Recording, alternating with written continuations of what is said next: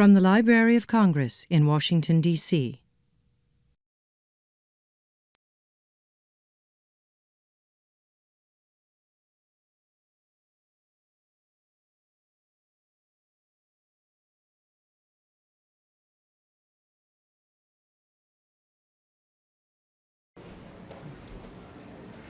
Well, good morning.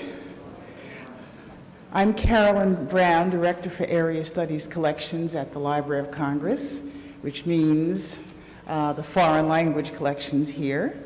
And I'm delighted to welcome you this morning to our symposium on Islam in America. Over the last 2 years, I think the first one was maybe April in 2000, we've been doing a series of programs on Muslim societies. Most of our focus has been abroad. I guess there have been 7 of these. We looked at, the theme was globalization in Muslim societies. We looked at issues of identity, of women, minority communities, civil society, etc. Some of these were funded by the Rockefeller Foundation, others were variously funded. So we've had a relatively long conversation about Muslim societies. This morning's program, instead of looking outwards, we're now taking a look at Islam in America. But it's part of really that ongoing thinking and concern, really, which began with our perception 2 years ago that Americans didn't understand very much about the Muslim world, and that we needed to do sort of our part in trying to bring that greater awareness. I think we thought we had greater time than it's turned out. The imperative has increased, but the problem is, or the issue is not a new one, it's a long-standing one. Why at the Library of Congress? A number of reasons for this series. We collect materials in over 460 languages of the world, and in all scripts. So we have a long-standing collection whereby readers can study all parts of the world where Muslims are a significant percentage of the populations, whether you're talking about Africa, the Middle East, Asia, Pakistan, India, Indonesia, Central Asia, even Europe. We have materials from all parts of the world, so actually, theoretically, your limitations in terms of research are only those of the languages that you read.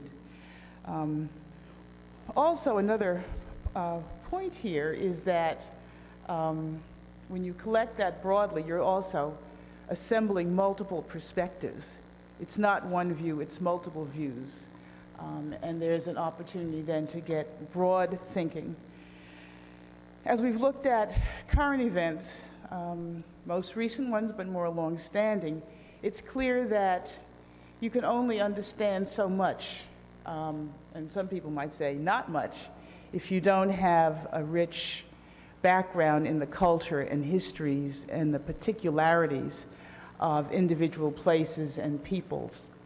And as I said, the collections support all of that, but it's also recognition that although we're sitting across the street from the U.S. Congress, which is very focused as it needs to be on the current moment, we need to bring to the Capitol a deeper historical, cultural understanding rooted in the languages and perceptions of the peoples and the areas of the world that we're thinking about. And that includes our own United States, which is what we're focused on today. As we look to the future, this is not the last of several programs. We also have fellowships for the study of globalization in Muslim societies, and there will be other programs coming along. So if you enjoy this morning's program, keep your eyes open. There'll be more programs. This morning's program is being recorded for webcasting, and you'll find some of our earliest symposiums are on the web.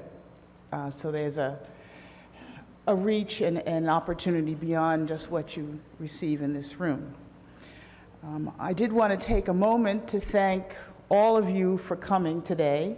A special thanks to our panelists who are joining us, to the Office of Scholarly Programs, especially its director, Pros Gifford, over there at the back of the room, the African and Middle Eastern Division, and all of the staff involved, and especially to our Arab World Area Specialist, Mary Jane Deeb, who has been I'll say the brains really behind all of these. We may have the idea, but in terms of executing it with intellectual integrity and wisdom, we've relied on Mary Jane. So she's kind of the silent one around here, although if you have a chance to talk to her, you'll find she's anything but silent, a great store of knowledge and wisdom. And with that said, why don't we move on to the first panel. The panelists are here, and Marieta Harper is going to be the chair of that panel. Marieta is with the African Middle Eastern Division. Thank you. Good morning, ladies and gentlemen. You are welcome to our symposium this morning on Islam in America. My name is Marieta Harper, the Area Specialist for Africa, in particular the Francophone countries.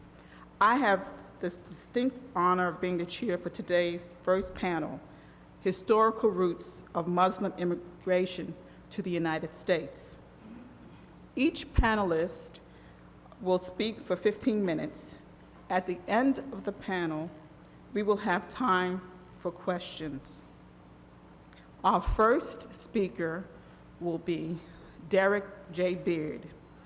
He's widely recognized to be a preeminent collector of 18th, 19th, and early 20th century African-American decorative arts, photography, rare books, and one-of-a-kind documents.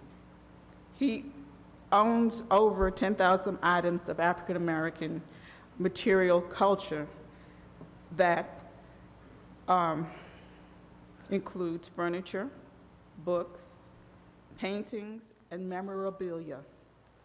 Chief among his achievements has been the reconstruction over the last decade of the Art Institute of Chicago's collection of African American art. He was responsible for the Institute's acquisition of Horace Pippin's Cabin in the Cotton, done in 1935. The most important 20th century painting by an African American. He studied at the Art Institute of Chicago, the Crane Hook Arts Academy in Michigan, and graduated with a degree in urban economics from the University of Illinois. He and his family are the current owners of the unique African manuscript in Arabic of Omar ibn Said, which you'll get a chance to see later. Derrick Beard.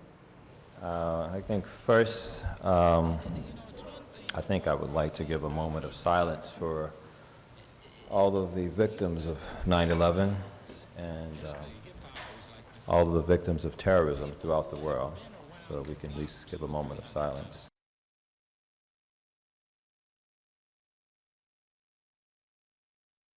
And I would like to thank the staff of the African Middle Eastern Division here at the Library of Congress, the staff of the scholarly programs, and our government for offering the first symposium on Islam in America. After 9/11, I was thinking that there was a very important Arabic manuscript which could help us as Americans to have a better understanding of Islam and our American Islamic heritage. So therefore, I felt that it was my duty as an American to come forward with the manuscript of the life of Omar ibn Said.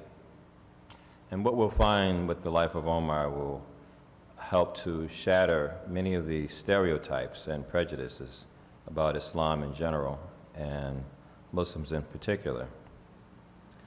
I believe one important question has kind of recently arisen. Can Islam be synonymous with patriotism? And I say absolutely, because Islam represents a critical consciousness which personifies itself in high moral character. It starts with the individual, then to the family and the community, and then to the nation. In fact, if we look across the Pacific, particularly to China, we'll find many of the Chinese Muslims who are minorities in China were great citizens, and they had contributed immensely to the development of Chinese civilization over the last 1,000 years. And here in America, we have many patriotic acts of Muslims, particularly such as an African Muslim by the name of Bilali Muhammad, who was at Sapelo Island in Georgia, where he and his fellow Muslims prevented the British from invading the coast of Georgia. And then we have Nicholas Said, who was from the famous 54th Massachusetts Regiment, and as we know in the movie Glory, which turned the tide of the whole Civil War. And of course, we have Muslims who have contributed militarily, to science, to medicine, in many areas which helped to develop our great country. So which brings me today to bring my presentation, which is the story of Omar ibn Said, a Muslim slave, and evidence of early Islam in America. And I guess I should greet you in the words of Omar would have greeted you, Assalamu alaikum. Al-Islam in the Americas is not a 20th century phenomenon. Many people have been led to believe that it did not have many followers here until the large-scale movement spearheaded largely by Malcolm X in the 1960s. It is true that during this time, Islam gained prominence in America in a way that it had not previously done before. However, it did exist, and in some cases, thrived in the Western Hemisphere.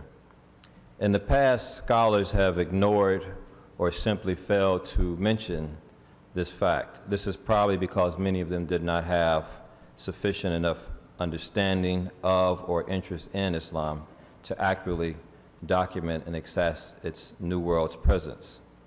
This is beginning to change. The legend of Abu Bakr II of Mali was reported in Rukas el-Kartus, places his journey to the Americas in the year 1312, according to Professor Ivor van Sertiman at Rutgers University.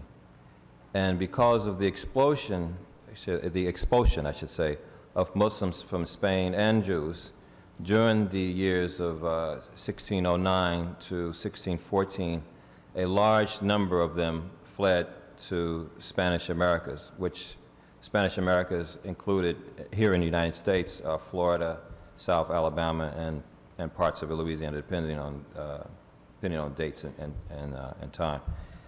This resulted because many Muslims living in Spain at this time were forced to convert to Christianity, which Muslims were called Moriscos and Jews were called Moranos, but continue to covertly practice their Islamic faith. Islam intolerance persisted even after those people were identified as Muslim had been banished from Spain. The southern part of this country for a long time required that its citizens keep its doors open on Friday to prevent possible Juma congregations. There are numerous other clues that would alert the observant to the existence of Muslim communities in early America, from the Spanish Inquisition into the transatlantic and the trans-Pacific slave trade, which is very interesting, a trans-Pacific slave trade. There's a book called The History of the Manila Acapulco Slave Trade by Father Jose Maria Lengua, which this trans-Pacific slave trade, which spanned about 3 centuries, included the shipment of Filipinos, Indonesians, and South Asians to the Americas. These bits of evidences, material evidences that we find the presence of foods and spices such as dates, satay, cumin, kundaran, architecture such as the corbel technique, and the use of interior courtyards.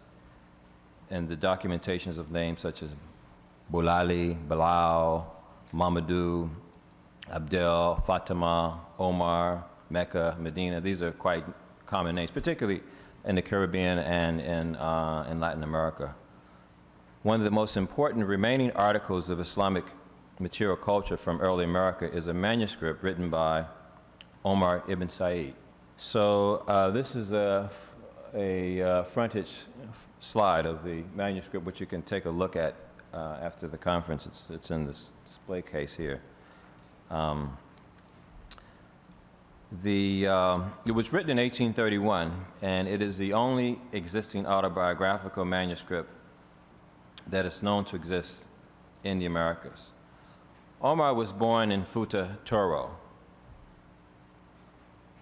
And this, of course, this is the Arabic writing of the front page of the manuscript by Omar.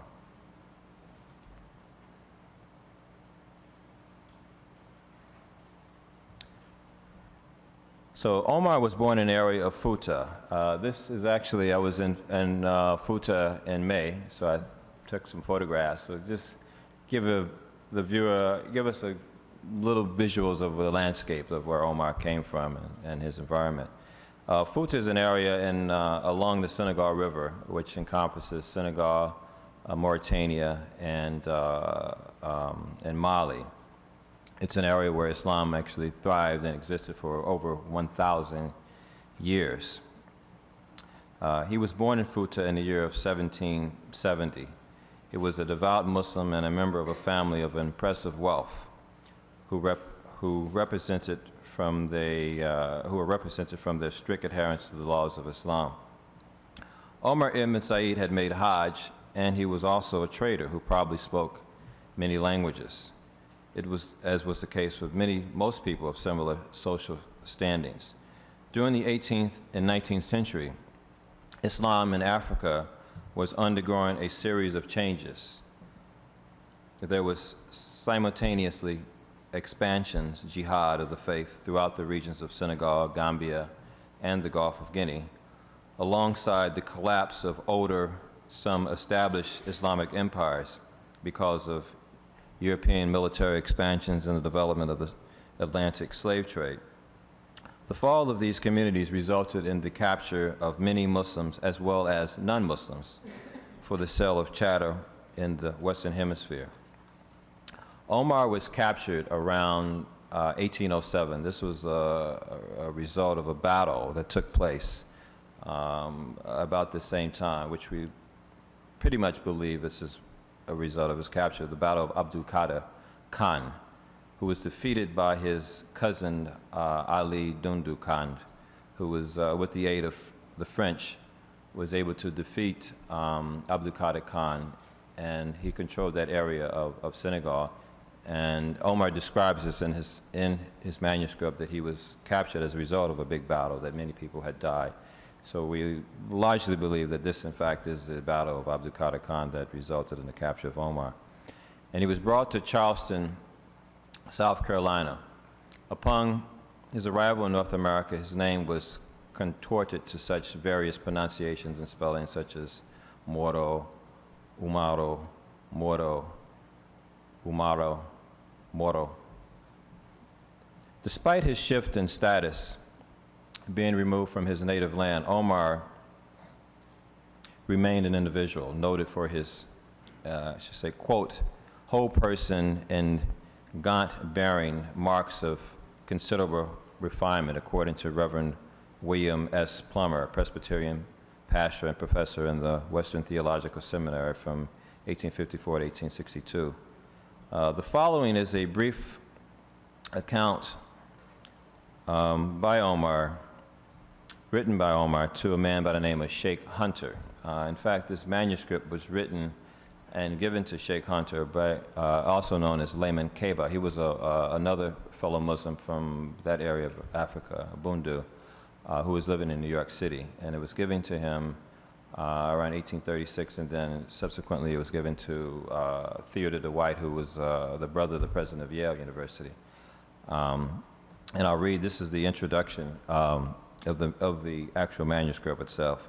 It says, in the name of God, the glorious, the merciful, thanks be to God, supreme in goodness and kindness, and who's worthy of all honor, who created all things for his service, even man's power of action and speech. You asked me to write my life. My name is Omar ibn Said.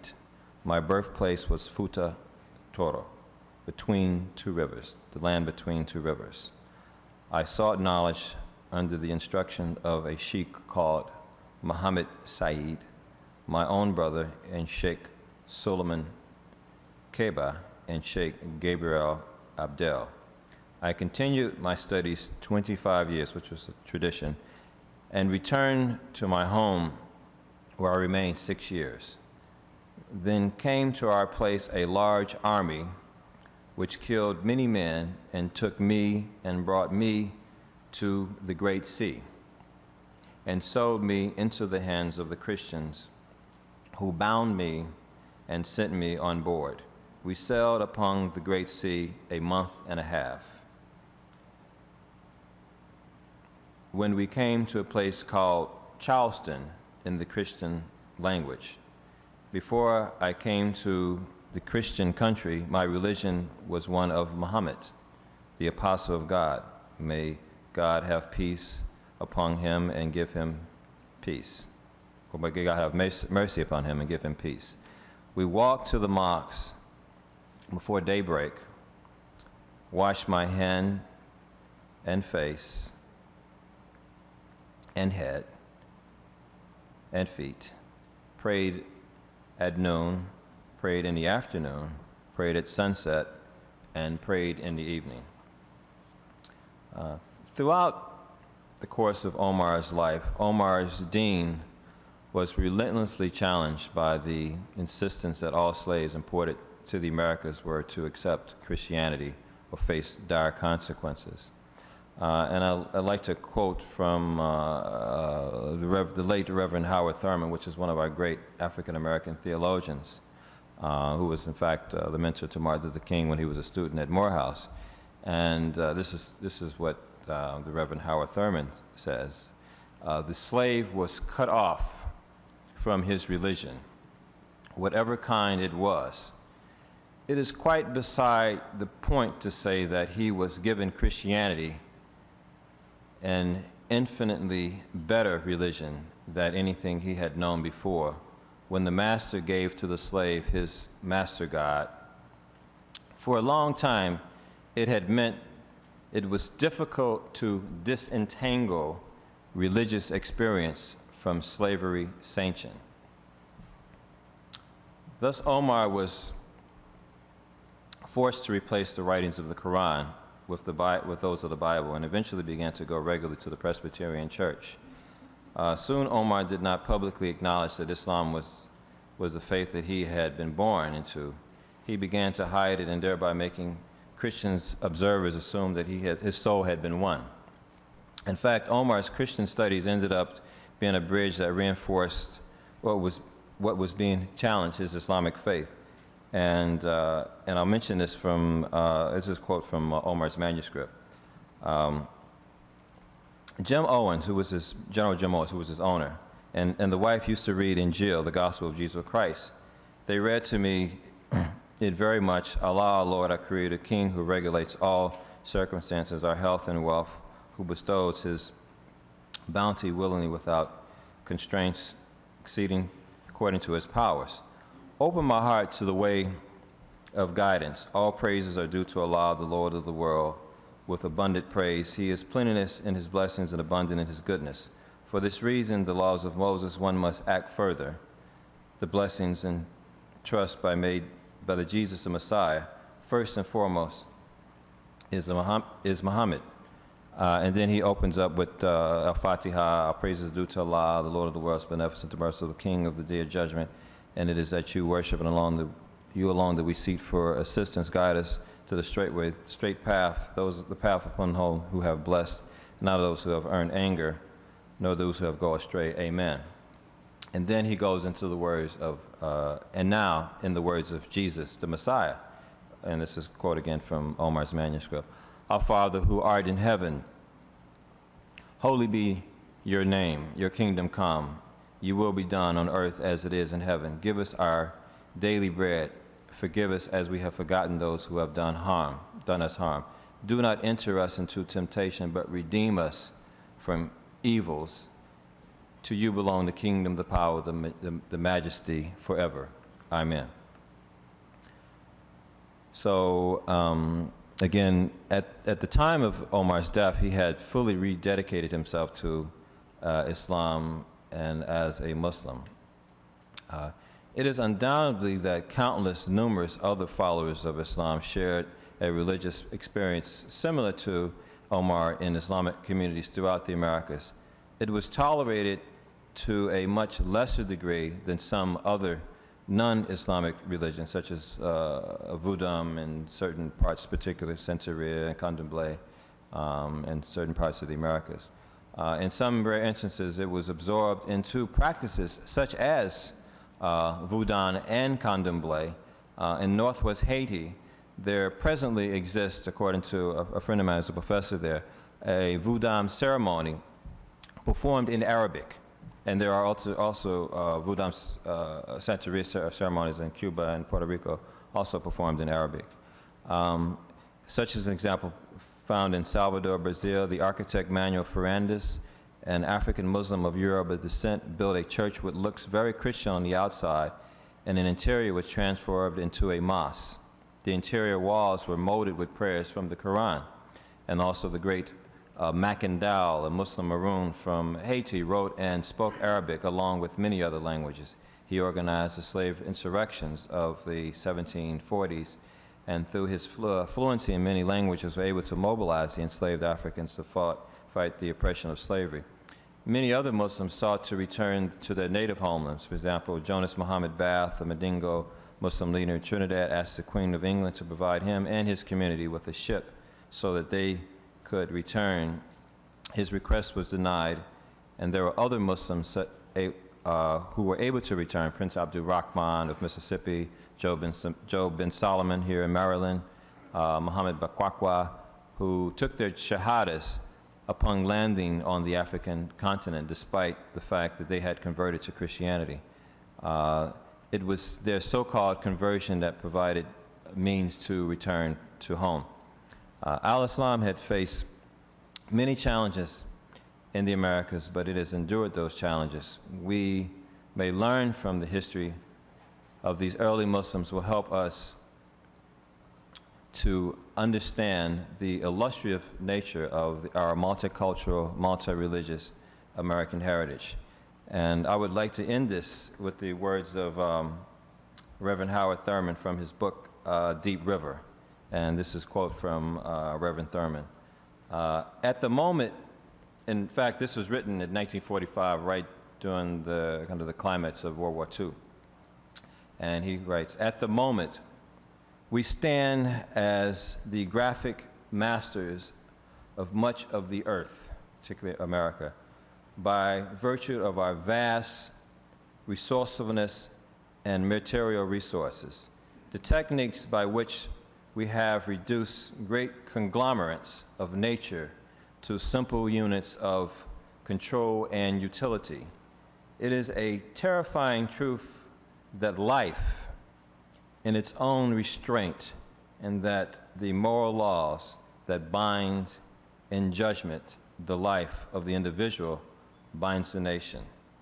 No amount of power, wealth, or prestige can stay this judgment. If we would be loved, we must share that kind of spirit of expression of the true genius of our democratic government." Thank you, and God bless. Thank you, Derrick, for that informative discussion on Omar ibn Said. And later we'll have opportunities to actually see the manuscript over in the case. Our next speaker will be Dr. John Hunwick, Professor of African History and Religion at Northwestern University.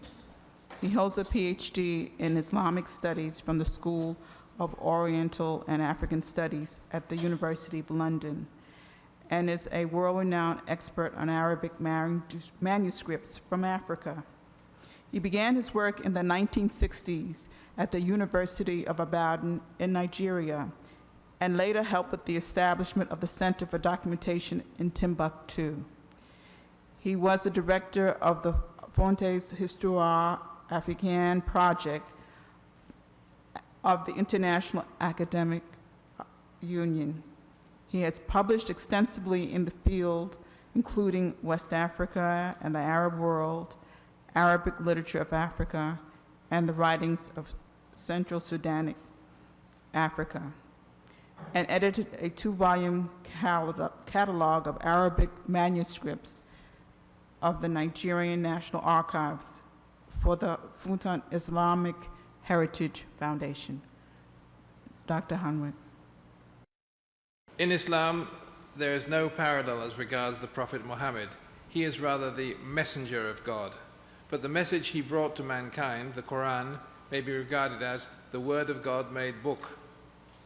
The Quran, which is often referred to in Arabic religious writings simply as the book, Al-Kitab, is considered by Muslims to be literally the Word of God, and hence portions of its text are used as a protection against evil and as a cure for sickness.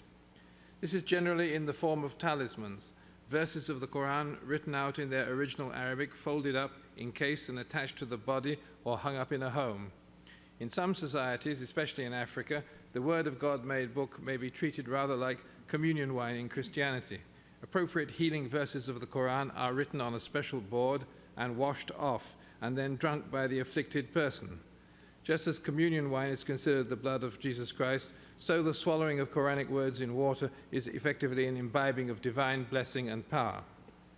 The Quran, then, is terrestrial manifestation of the divine. As such, it may not be touched by a Muslim unless he has undertaken ritual washing to cleanse himself physically and spiritually. Also, as the Word of God, it must be recited and written in the language in which it was downloaded from God to the Prophet Muhammad, that is, Arabic. Not only is the Quran, then, the core of and key to all things Islamic, but acquaintance with the Arabic language is an essential task for believers. Literacy and then learning have forever been hallmarks of Muslim societies. When Islam was introduced to West Africa through the activities of North African merchants, it brought with it a system of literacy and the basis for a system of education. Arabic played a role similar to that played by Latin in medieval Europe. And just as the Roman script was used in Europe for people to write their own languages, so in West Africa the Arabic script was eventually used for writing some African languages spoken by Muslims, most notably Fulfulde, the language of the Fulani people, who are widely disseminated over West Africa from Senegal and Guinea to the Cameroon. Hence, through Islam, much of West Africa became literate, and members of such societies became educated and even scholarly.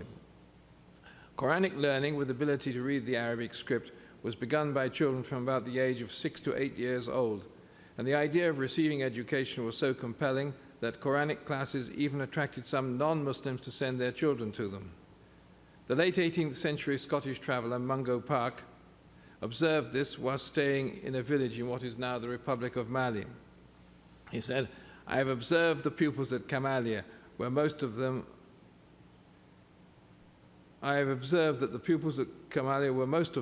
the children of pagans. Their parents, therefore, have no predilection for the doctrines of Muhammad. Their aim was their children's improvement." He noted, too, that young people graduated, quote unquote, from their schools in a manner he seemed familiar with from his European experience. And he put it this way: "When any of them has read through the Quran and performed a certain number of public prayers, a feast is prepared by the schoolmaster, and the scholar undergoes an examination, or, in European terms, takes out his degree. I attended 3 different inaugurations of this sort, and heard with pleasure the distinct and intelligent answers which the scholars frequently have to the bushrins, that is, the men of religion, who assembled on these occasions and acted as examiners. Education clearly thus brought people into the Islamic faith, just as in the colonial era it brought some of them into the Christian faith, and it helped them to have more extensive literacy in Arabic.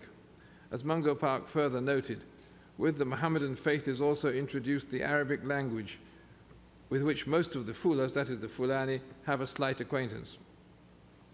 Another European traveller, some 2 decades later, the Frenchman Gaspard Théodore de Molière, observed Muslim education in Senegal, the Kingdom of Cayor, and how a man came to be considered part of the class of religious instructors, or marabouts, as they are called in French. He said, 2 conditions are indispensably necessary to procure admission into the class of marabouts: an irreproachable character and an acquaintance with the Arabic language. The candidate ought to know several chapters of the Quran by heart, and to combine with these acquirements a knowledge of certain Arabic books which treat of the history of the world and of arithmetic. The Mohammedan priests are always called upon to divide inheritances, which is one of the reasons why they need arithmetic, of course. African Muslim scholars, therefore, had to be able to use the Arabic language and have wider knowledge than just memorizing the Quran, even though this was the foundation stone of the Muslim educational system. Of all the centers of advanced Islamic education in West Africa before the 20th century, Timbuktu was undoubtedly the most celebrated, and its scholarly tradition was widely disseminated throughout the area. Timbuktu, situated at the point where the Sahara intersects with the great Niger waterway, grew from being a nomad's camp around 1100 to being a major center of both commerce and learning in the 16th century. Scholars migrated there from North Africa and from Saharan oases, and their presence attracted students from a wide range of regional locations. One of its most famous scholars was Ahmed Baba, born in 1564, died in 1627, a member of a family that provided the city with Islamic judges, qadis, for a century and a half. He was a prolific writer, composing some 70 works, mainly dealing with aspects of Islamic law, but also including treatises on Arabic grammar and a large biographical dictionary. His teachers were at first from among his relatives, but his primary professor, his sheikh, was a man called Mohammed Barayago, a Manding Dula scholar from Jenne, some 500 miles south of Timbuktu. With him, he studied Islamic law very deeply, but also many other fields, including hadith, the sayings and actions of the Prophet, exegesis of the Quran, logic, and astronomy. Both Mohammed Barayago and his student Ahmed Baba assembled great libraries of their own. Mohammed Barayago had a great reputation for lending books to students, while Ahmed Baba reported that his library contained 1,600 items, but he stated that it was the smallest of those in his family. Timbuktu in the 16th century had such a number of teachers and students at the higher level of Islamic learning that some writers have referred to a quote-unquote University of Timbuktu. Although the Islamic tradition of learning is individualized rather than institutionalized, the advanced nature of much of the instruction in Timbuktu and the fact that it produced qualified teachers does to some extent justify use of the term university. This type of learning was also to be found in other West African Muslim towns, but Timbuktu was the Harvard of West Africa, and its tradition of scholarship still exists, as do some of its scholarly libraries. The same is true in many other West African locations.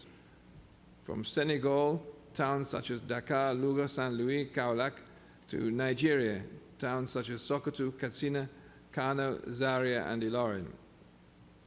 The breadth and depth of Islamic learning in this region is reflected in the literacy and learning of some of those otherwise quote-unquote ordinary persons who were captured in conflicts, enslaved, and eventually exported to the Americas, South and North. Noteworthy among these was the member of a Guinean Fulani ruling family, generally known under the anglicized form of his name, Job Ben Solomon, who was shipped out of the river Gambia to Annapolis in Maryland in the year 1730. As one of his recent biographers put it, when Job appeared before surprised and sympathetic Europeans prior to the rise of both anti-slavery and anti-black theories, his impressive manner and mind and his strong African and Muslim identity attracted the serious attention of a number of colonial Marylanders and old country Englishmen. One of these sympathizers, Thomas Blewett, persuaded Job to relate the story of his life, and this was published in London in 1733, and was to become, in the view of Alan Austin, a model, in part at least, for later African and African American memoirs or freedom narratives. A devout Muslim who could not deal with the limitations placed on him by slavery, Job wrote a letter to his father in Arabic, and this letter eventually came into the hands of the philanthropist James Oglethorpe, who was so impressed by this display of literacy and Job's firm religious faith that he arranged a bond to release him. In 1733, a group of Annapolis gentlemen, also evidently impressed on similar grounds, arranged for Job to travel to London, and from there, after being feted in learned and political circles, he was allowed to return to Africa. Religious devotion and Arabic literacy undoubtedly played an important role in gaining respect and ultimately freedom for this Muslim slave. Another Muslim slave, whom Derrick Beard has just been talking about, Omar bin Said, was literate enough to write his own autobiography in 1831 whilst in slavery in America. He originated in Fouta Toro in Senegal and spent some 25 years studying in various parts of the region. In slavery, he had the good fortune to end up in the hands of a sympathetic master, John Owen, and his brother James Owen, a one-time governor of North Carolina, who together spared him hard labor and did their best to convert him to Christianity, though whether they succeeded or not is being contested, giving him an Arabic translation of the Bible. Omar gained respect not only from his masters, but more broadly from members of the communities of Fayetteville and Wilmington in North Carolina, on account of his manifest piety and his ability to write Arabic. In addition to his autobiography, he wrote many smaller items, including copies of prayers, even including the Lord's Prayer, and a document in 1819 in which a prayer for his return to Africa is enshrouded in numerous quotations from the Quran and from other Arabic writings, including the opening lines of a 12th century versed work on Arabic grammar, the Mulhat al-I'rab al-Hariri, which he must have memorized during his studies in Senegal. Such slaves, therefore, were the first representatives of the Islamic faith to live in the United States, and in some cases the faith was retained by their descendants. However, slaves were not the only African path for the dissemination of Islam in the United States. Early in the 20th century, a Sudanese preacher and teacher called Sati Majid came to America after a brief period in Britain, where he had been acting as a Muslim missionary. He was attracted to come to America because he had heard that Islam had been coming under attack. So he resolved to go and defend the faith and ultimately to promote it. Sati Majid spent some years in New York, where he devoted himself to supporting Muslim seamen, Arabs and Indians, who had become stranded there and were unable to get jobs to return them home. He appealed to both the British consul in Washington and John D. Rockefeller for help, and to administer such a project, he set up the Islamic Benevolent Society. At other times, he also established other Islamic organizations. These included the Muslim Unity Society, the Islamic Missionary Society, and the Red Crescent Society. He became known as the Sheikh al-Islam of America and remained in the United States until 1929, when he left for Egypt and then home to the Sudan, where he died in 1963. Regrettably, we do not yet know much detail about his activities in the United States, but the little we do know indicates that he was an active promoter of the faith. In an interview with a Cairo newspaper in 1935, he said that he had converted a number of persons living in America to Islam: Afghans, Indians, Africans, and Americans, the latter term presumably meaning Euro-Americans. The role of Africans in the implantation of Islam in America, then, is significant. There is undoubtedly much still to be learned about the role of literate African slaves in this process, for, as Michael Gomez has suggested, there may have been some hidden linkage between the Islamic practices of such early African residents in America and the later expressions of the faith promoted by such African Americans as Noble Drew Ali and Elijah Muhammad. Thank you. She specializes in contemporary Islamic issues, including Islam in America and women in Islam, and authored and edited more than a dozen books, among them The Muslims in America and Gender and Social Change.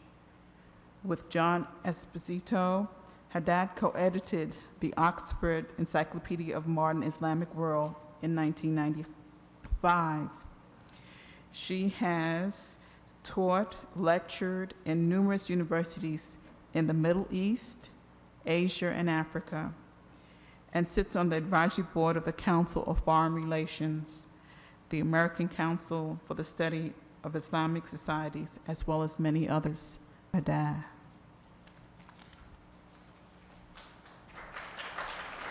Thank you. I am speaking out of sequence, and I think Professor Diouf should have been on this panel. I'm going to talk about the immigrants mostly. And I'm going to talk about the situation prior, how we got here, post 9/11. Who are they? What are they up to? And what has America done to them? And the question, the last question is sort of something that came to me after, I recollected this question because I had once an interview with a reporter from New York Times, and he was asking me, these people do not share our values, which is something that came up a lot after 9/11. And he said, why don't they go back to where they came from?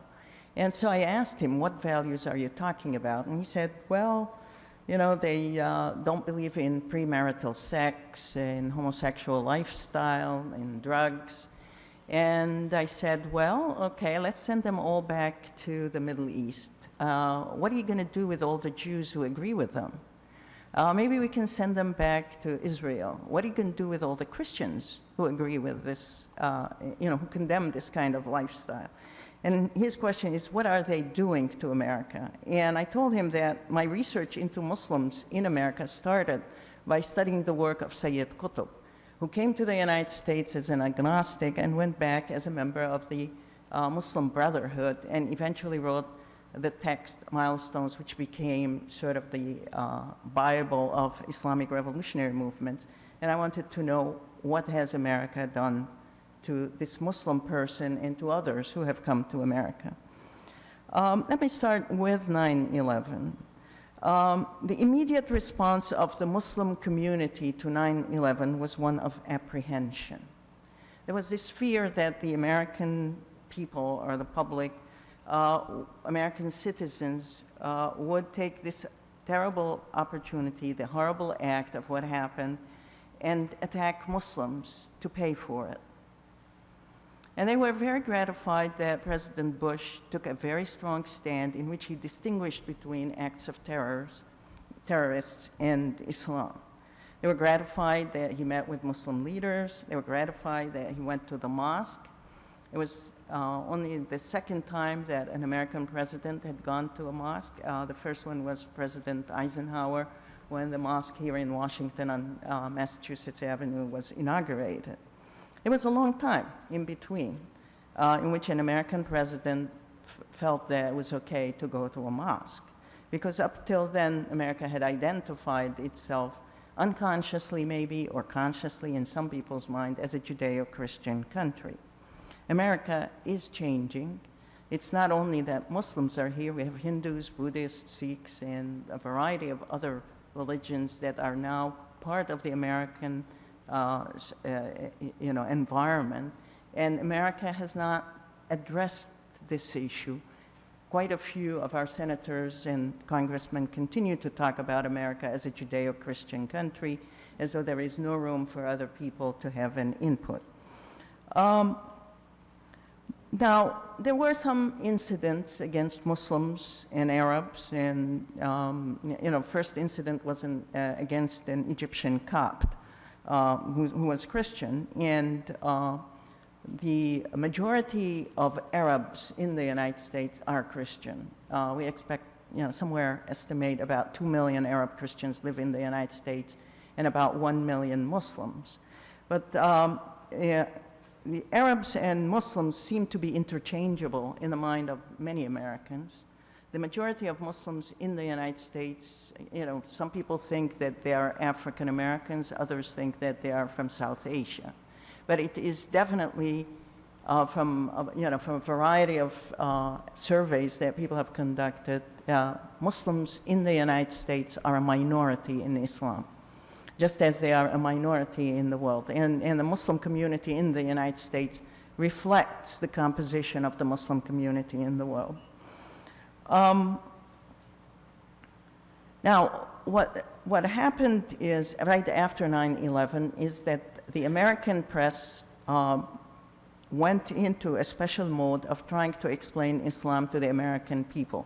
Because suddenly the American people woke up and discovered that their next door neighbor is a Muslim, and they were sort of scared. I remember one time about 10 years ago, I got a phone call from a reporter from the Christian Science Monitor, and she said, I want to write an article about Muslims in America. And I said, why do you want to write on this topic, and why now? And she said that her next door neighbors have just moved in, and they were Tunisians. And she was worried that while they were playing with their guns and bombs, that her whole place would blow up. And I said, well, I think you should go and talk to them. And she said, can I do that? And I said, why not? Just knock on the door, tell them you're writing an article on Muslims in America, and interview them and ask them about their grenades and bombs.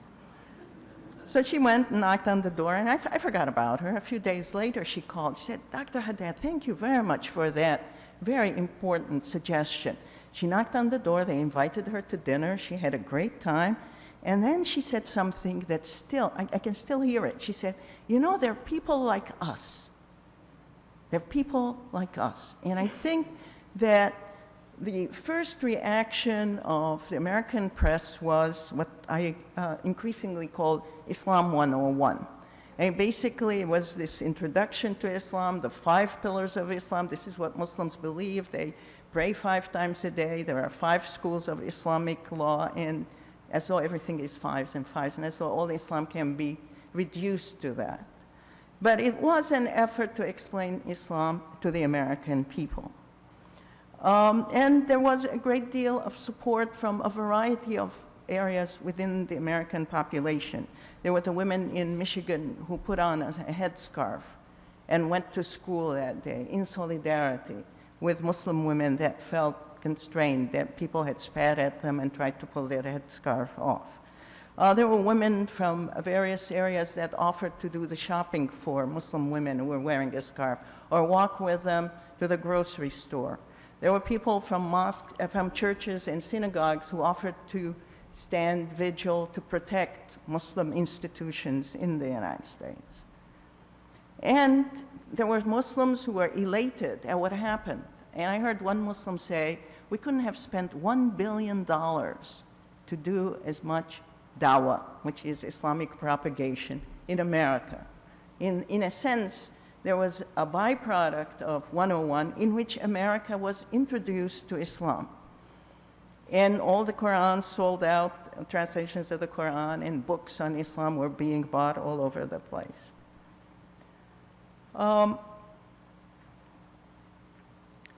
Now, what happened after that is about 3 months after 9/11, something happened. And, so those of us who've been monitoring this have an idea of what happened. But basically, let me say that the press switched into terrorism 101. So that in asking, rather than asking who are the Muslims, suddenly the question is, why are Muslims terrorists? What is it in Islam that is terrorist? What is jihad? Why do they hate us? Now, the question of why do they hate us was there even when the press was doing Islam 101. And what happened is that you had a variety of people, most of them from the think tanks around Washington, and I'm not wearing any armor to protect me, but basically what they said, one after the other, is they hate us because of our values, not our policies, but our values. And then they identified the values as, because we have a democracy, because we are, we have a very progressive country, we have human rights, etc.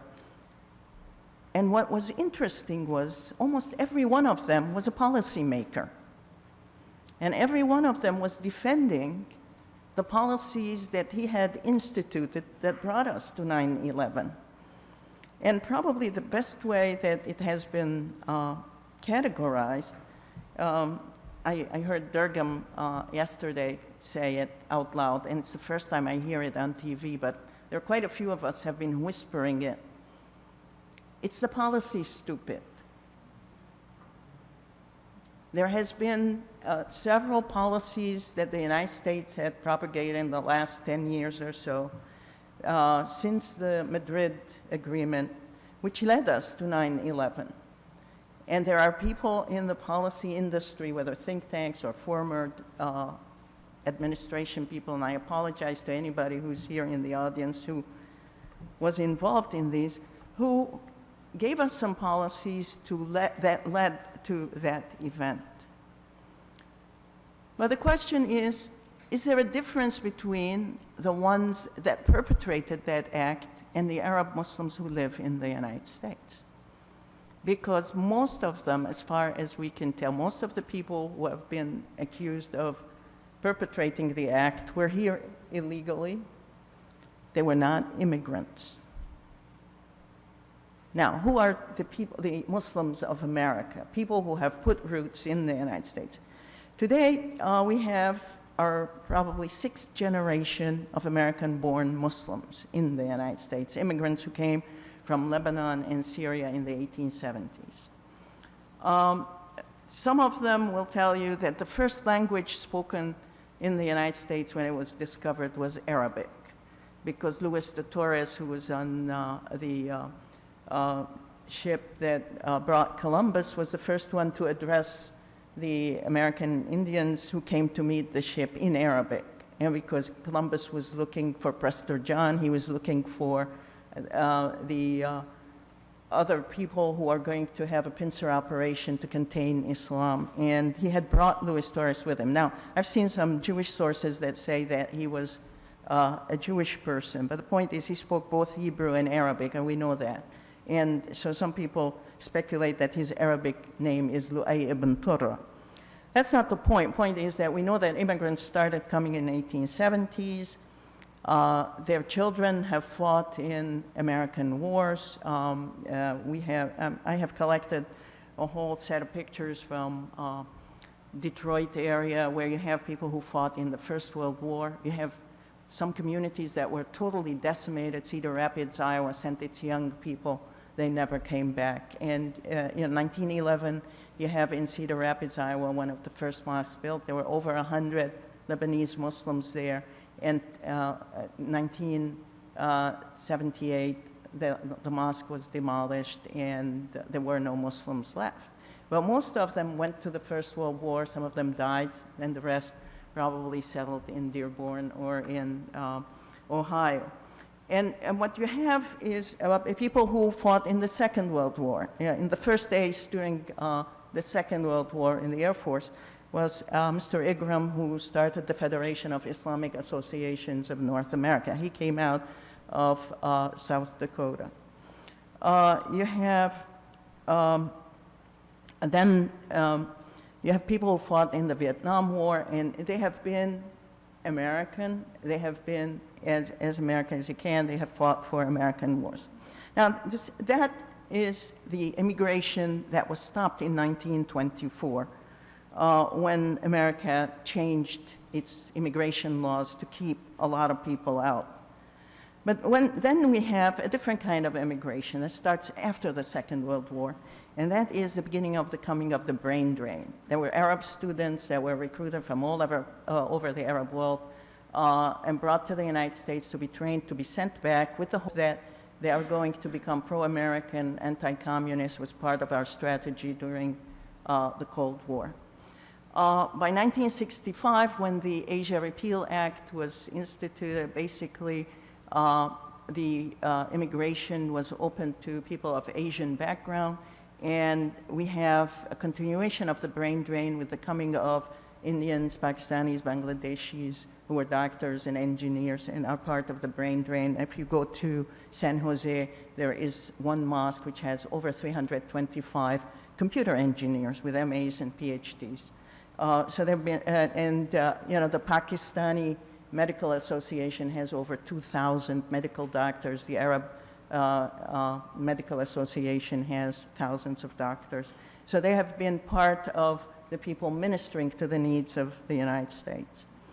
What happened is, and after that, we have a new sort of immigration because there were laws that were, our immigration laws were changed so that Muslims from South Asia couldn't come to the United States in the numbers they did after '65.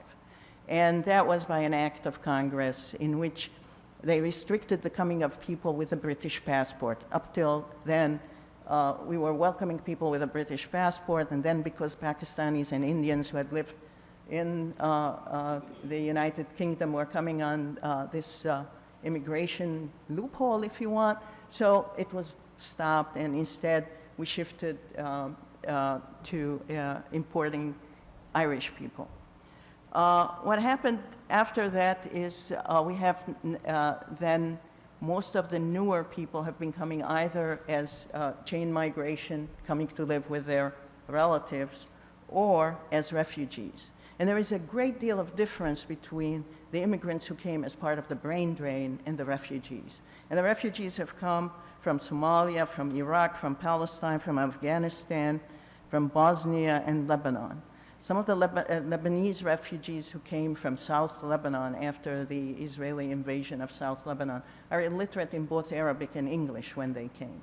So that you get PhDs on one side and illiterate people, from Afghanistan and Somalia also that have come to the United States. How have they fared in the United States? Well, the United States had special stereotypes for them. I personally, who am not a Muslim, yesterday somebody asked me that I should go teach Islam in Cairo because he thought I was a Muslim.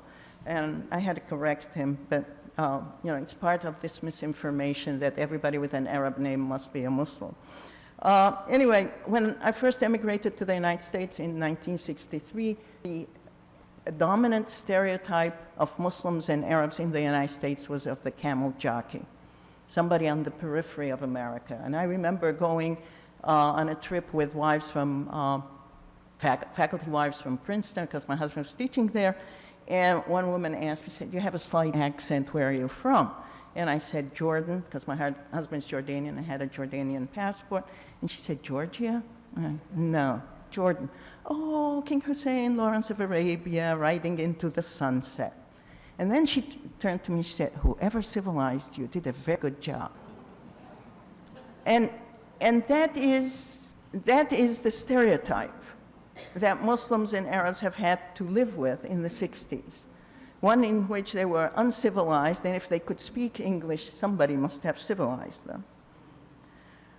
By the 70s, the stereotype shifted, and they became all part of the oil sheik syndrome, because it comes after the 1973 oil boycott, and suddenly the Muslims are a threat to America's economic welfare. And you have these cartoons in which every Muslim walks, and then he has four wives sort of traipsing behind him, a few steps behind. And probably the best description of that would be the cartoon of Dennis the Menace, in which he runs home and he says to his mother, "The Arabs have stolen the Thanksgiving dinner of our neighbors." And what had happened is they were eating hamburger because they couldn't afford a turkey. Why? Because of the price of oil. So Arabs became a threat to America's economic welfare. By the 1980s, this shifted, and they became the terrorists over there. And the press had a great deal of terrorism movies. I won't go over them, but anybody who's interested in how Arabs and Muslims have been depicted in American movies, there is a recent book published by Dr. Shaheen in which he goes over 990 movies from the time of the silent movies in which Arabs and Muslims have been depicted. And in over 990 movies, he finds only 3 only 3 in which they're depicted as, you know, sort of regular guys, regular human beings. In all the rest, they are, you know, what he calls the bombers, the ragheads, and the belly dancers. But basically, they are all, and the name of the book is Real Bad Arabs, and the real is R-E-E-L. And I recommend you look at it because it tells you how over a century, Muslims and Arabs have been stereotyped and depicted, and it is sort of part of the unconscious of the American people. By the 1990s, the stereotype shifted again, and they became not only terrorists who are a threat to some people over there, but also part of an evil that has to be wiped out. And there's a difference between a terrorist that you can bring to justice and try and execute, and to somebody who's identified as evil that has to be eradicated, and it becomes your duty, your divine duty. I mean, all religions have asked people to get rid of evil. So that increasingly in the press, this terrorism 101 that has taken place, increasingly you will find people, you know, like Chris Matthews on MSNBC, or O'Reilly on Fox, or Linda Gradstein on NPR. And basically, their questions, their contextualization, their attacks are definitely what is wrong with Islam, why are they terrorists, and so on and so forth. Now, 2 minutes, okay. I'll try and finish before then. How have the Muslims adjusted to America? When they came, America was, you know, it was the dominant theme of America was, this is a country that demanded Anglo conformity. And they did. If you look at the records, they called their imams our minister, the Quran our Bible, the mosque our church. Part of it is because the American public had no idea what they were talking about if they used the Arabic words, and part of it is because they wanted to melt. It was part of the melting pot. And you will see that if you look at the architecture of the first mosques they built, they look like congregational churches. They try to fit within the environment. It's not until the 70s and 80s that you begin to have, except for the mosque in Washington, D.C., which was built by the embassies, you begin to have purpose-built mosques, mosques that look, you know, or cathedral mosques, or mosques that look Islamic, and you begin to have people saying, well, I want to put a dome on top of the mosque, or put a minaret on top of the mosque, but basically identify it publicly as Islamic. And there were several things that brought this about. Part of it was there was some funding from foreign sources to support the building of mosques in the United States. That came to an absolute and total end by 1990. And then there was this feeling of confidence, of belonging to America, and trying to find a niche where Muslims can fit within the American mosaic and create a space for themselves. 1990, during the Gulf War, there was pressure from Saudi Arabia for Muslims to condemn, not only to condemn Saddam Hussein, that is for Muslims in the United States, they all did, but also to support American intervention. And they brought a sheet of paper and asked them to sign, and they were against it, so Saudi Arabia forthwith ceded. And for a few years, the Muslim community in North America stumbled and didn't know what to do. The headquarters in Indiana, you know, they had to shut it down. Basically, they couldn't afford somebody to answer the phone even. And then they said, we don't need them anymore. And basically, they went into their own pockets and started constructing mosques. So then I have a list here of the mosques and development of mosques. One I compiled in 1986. These are mosques and centers. There were 598 mosques in 1986, and about 5 months ago, I got the information from Dr. Nimmer, who is writing a book on Muslim institutions in North America. And his calculation is at present there are 1,372. So you have a major growth in the number of mosques and centers in the United States. And a lot of this has come from the fact that Muslims began to feel comfortable in the United States, most comfortable during the last election, where they came out from the mosque and decided they wanted to participate in the election process. They endorsed George Bush, and about half of them voted for him. Many people believe that the vote of the Muslims in Florida was what delivered the election to George Bush, because there was a greater deal of support for George Bush in Florida from the Muslim community. Today, the Muslims are still eager to belong in America. The question is whether America is going to be able to accommodate them on equal terms, because at the moment, there is still a feeling that when President Bush said, "You're either with us or with the terrorists," he definitely left no wiggle room for anybody. And there is this feeling that the press believes that too, and that there is this special division between us and them, good and evil, and it's gliding over. So that if you look across the Muslim world today, you will see that the United States is losing the propaganda war because of some of the statements that our policymakers are making. And I think I better stop. I see her eyes staring at me. Thank you, Dr. Haddad. At this point in time, I'd like to entertain some questions from the audience. We'll have about 15 minutes to do that, and also an opportunity for you to have a little coffee break if you want. Where are the mics? Okay. We have one. Where are the questions? I saw a gentleman over to my left over here.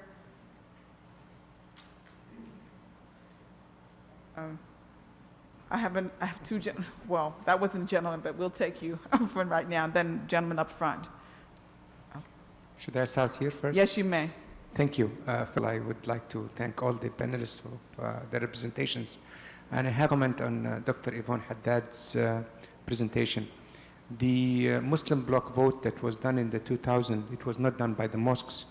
It was done by the National American Muslim Political Organizations, which have a coordinating council that did a back, and according to that, they did make a choice between the two candidates, and because of the responsiveness of then Governor Bush, they did endorse him. So just to set the record straight. Thank you. I accept that. Okay. No problem. The gentleman up front. My question too is to Haddad. It is on your last comment whether America will accommodate Muslims. Now, the way Muslims are being treated after the 9/11 event, I have lived in this country for a quarter century. I did not see this America. Now, Americans are very tolerant, much more than France and some other European countries, so far as religion is concerned. But yet, neighbors started talking to neighbors. People never stared at me. During the last quarter century, for the first time after 9/11, I saw people staring at me. A Pakistani boy who is friend of my daughter, he was spat upon. Now, to what do you attribute that? It is kind of, it is not religion. People are very tolerant, as you said. Well, I really don't know. I mean, I think it's a combination of racism and also what kind of religion is tolerated in America. Because I was at a meeting of the World Council of Churches, which was on Christian-Muslim relations in Cairo in December. And there was one person who came from Qatar, and he was responsible for schools for the organization of the Islamic Conference in Africa. And he told me that the American embassies were investigating what they are teaching in their schools, what they're teaching about Islam. And he was very distressed about it, and he said, you know, they can they can interview the professors, they can interview the principal, they can interview the students, they can look at the textbooks, but they cannot tell me how to interpret Islam. And basically, there is this effort to say that this kind of interpretation of Islam is unacceptable. And the question is, who decides what Islam is acceptable? And given the fact that there is no pope in Islam, okay? Who is going to decide? I mean, for example, I've heard some Muslims say that President Bush went to the mosque and said, Islam is a religion of peace. A lot of Muslims believe it's a religion of peace, but it's also a religion of justice. And unless you have justice, you have no peace. And so if the issue of justice is missing, then Islam is being interpreted right or sanctioned by the President of the United States in the way Muslims see it. I know what I'm saying is controversial. Don't attack me. I'm just reporting to you what I gather, the information. Now, what this one guy said to me is, are they checking the Jewish schools in Brooklyn? Because Brooklyn produces the settlers that go to the West Bank, and people who hate Christians and Muslims, carry Uzi machine guns. They call them the Brooklyn Cowboys. And the question is, what kind of Judaism are they teaching in Brooklyn? He said, are they also checking what kind of Christianity is being taught by the fundamentalist Christians? So he had some issues. The other thing I want to report to you that came out of a conference I attended in January, just a couple weeks ago, and it was sponsored by Tony Blair and the Archbishop of Canterbury, and it was Christian-Muslim relations. And there was one guy who is a PhD in Islamic law from Egypt, and he was asking about American racism in the treatment of the prisoners or the detainees. How come Walker is put into a building where no one can see him? And how come the Muslims are paraded like animals in cages? And this is the way they perceive it. So that they perceive that there is an innate racism in American policy. And they see that America has sanctioned a certain type of Islam, but not the type of Islam that they want. I mean, I'll tell you one more thing and I'll shut up. Please ask the other people. I got some phone calls. There was, you know, they kept asking a certain type of questions, and the press runs in herds. And, you know, a new question comes, and then everybody's asking the same question. And the question was, who is the moderate Muslim? And Newsweek wanted to put him on the front page of Newsweek. And I wondered, you know, the poor guy, the minute we identify him, he's gone. I mean, who is the moderate Muslim? And I asked him, I said, what are you looking for? He said he wanted somebody who separates religion from state, who privatizes religion. That would be the acceptable person. Will the Muslims of the world accept that definition of Islam?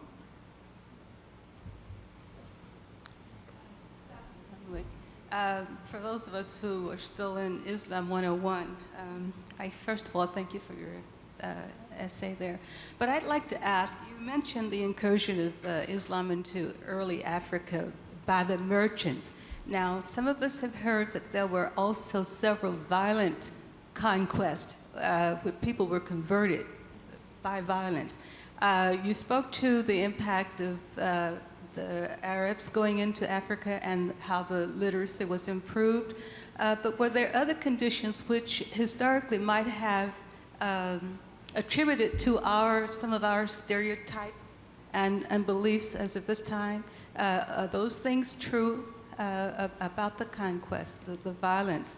I've heard Islam is a religion of peace, but still, somehow in the back of my mind, I have from my history that there were conquests, that the converts were gained through these kinds of things. Well, it's certainly true that North Africa was subject to conquest. I'm not even going to say it was an Islamic conquest, it was an Arab conquest, but the Arabs happened to be Muslims. And maybe that was what also inspired them to do it, but Sub-Saharan Africa, Black Africa, was never attacked in that kind of way. It entirely came across, I said, West Africa by merchants who were doing trade, particularly trade in gold, from North Africa into West Africa. They were Muslims, and they came, it was their influence that brought Islam to the societies in the West African regions.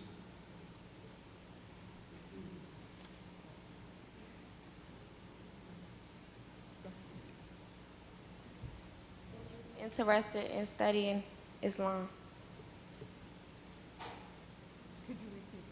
Can you repeat Brother that? John, what made you interested into studying Islam? Why did you study Islam? Well, very early in my career, I worked in a Muslim society, which really caught my imagination and interest. That was, of course, I'm British by origin, though I'm American now. That was back in the 1950s when I was serving in the British Army. That was in what is now Somalia, or was then British Somaliland. And so I decided when I came back from there that I would study Islam, and the best way to do that was to learn Arabic. That's why I went to the School of Oriental and African Studies in London and did my first degree in Arabic.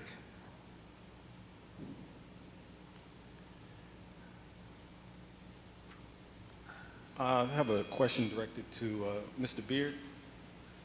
I spent 20 years in the military.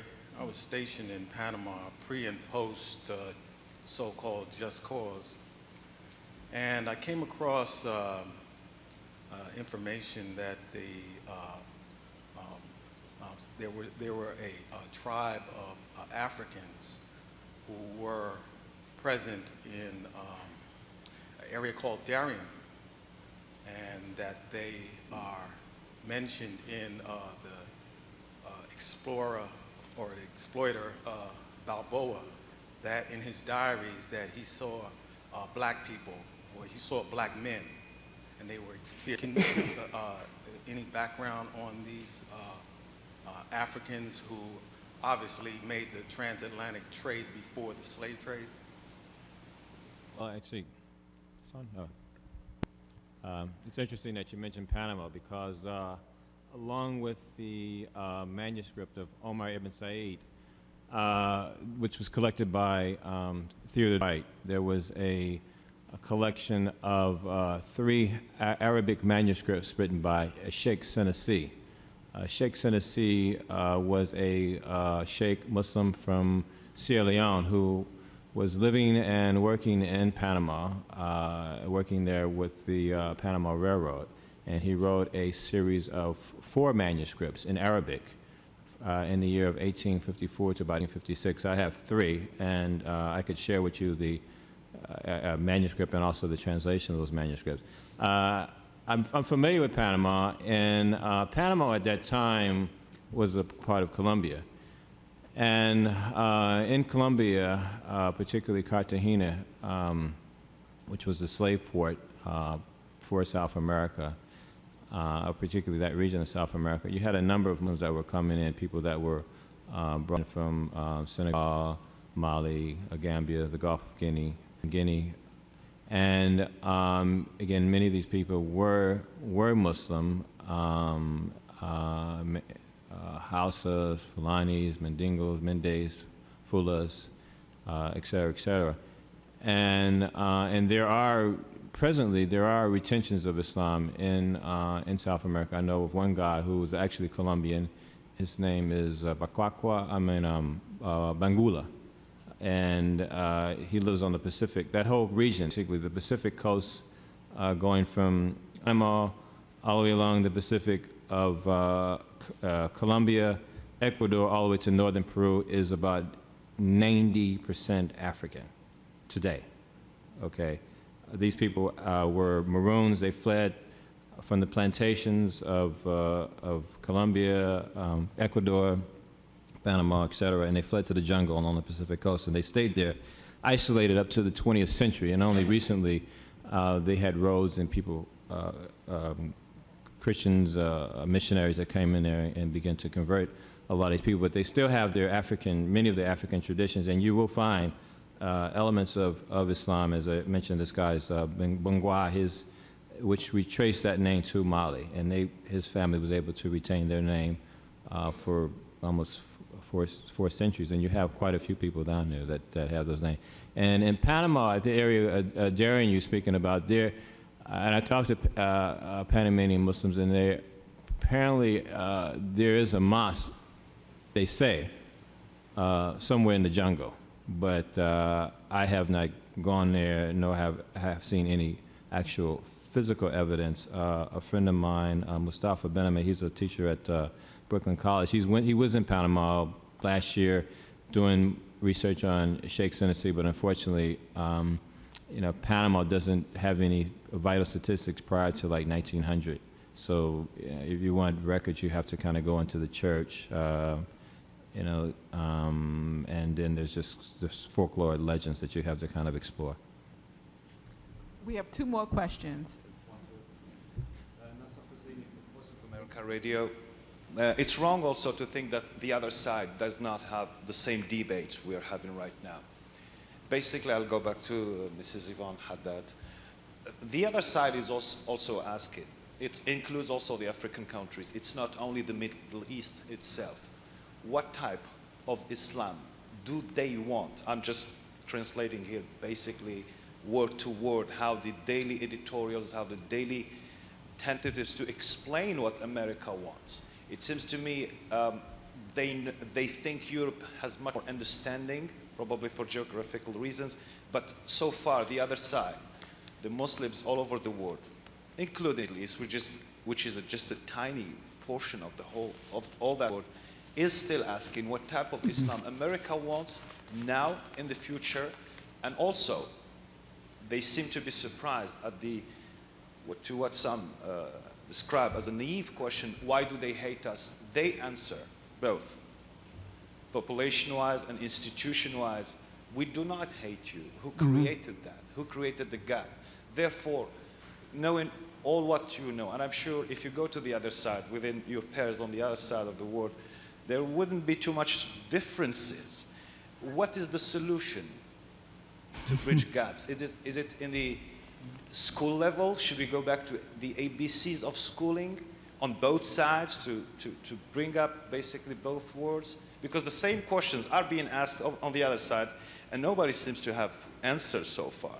Yeah. Not the institutions, less than politicians basically do not have it, according to what it seems. Thank you. Do you want to answer that? No. I don't think that there are answers for this because what I read, I read the Arab press too. They're asking, why does America hate us? Yeah.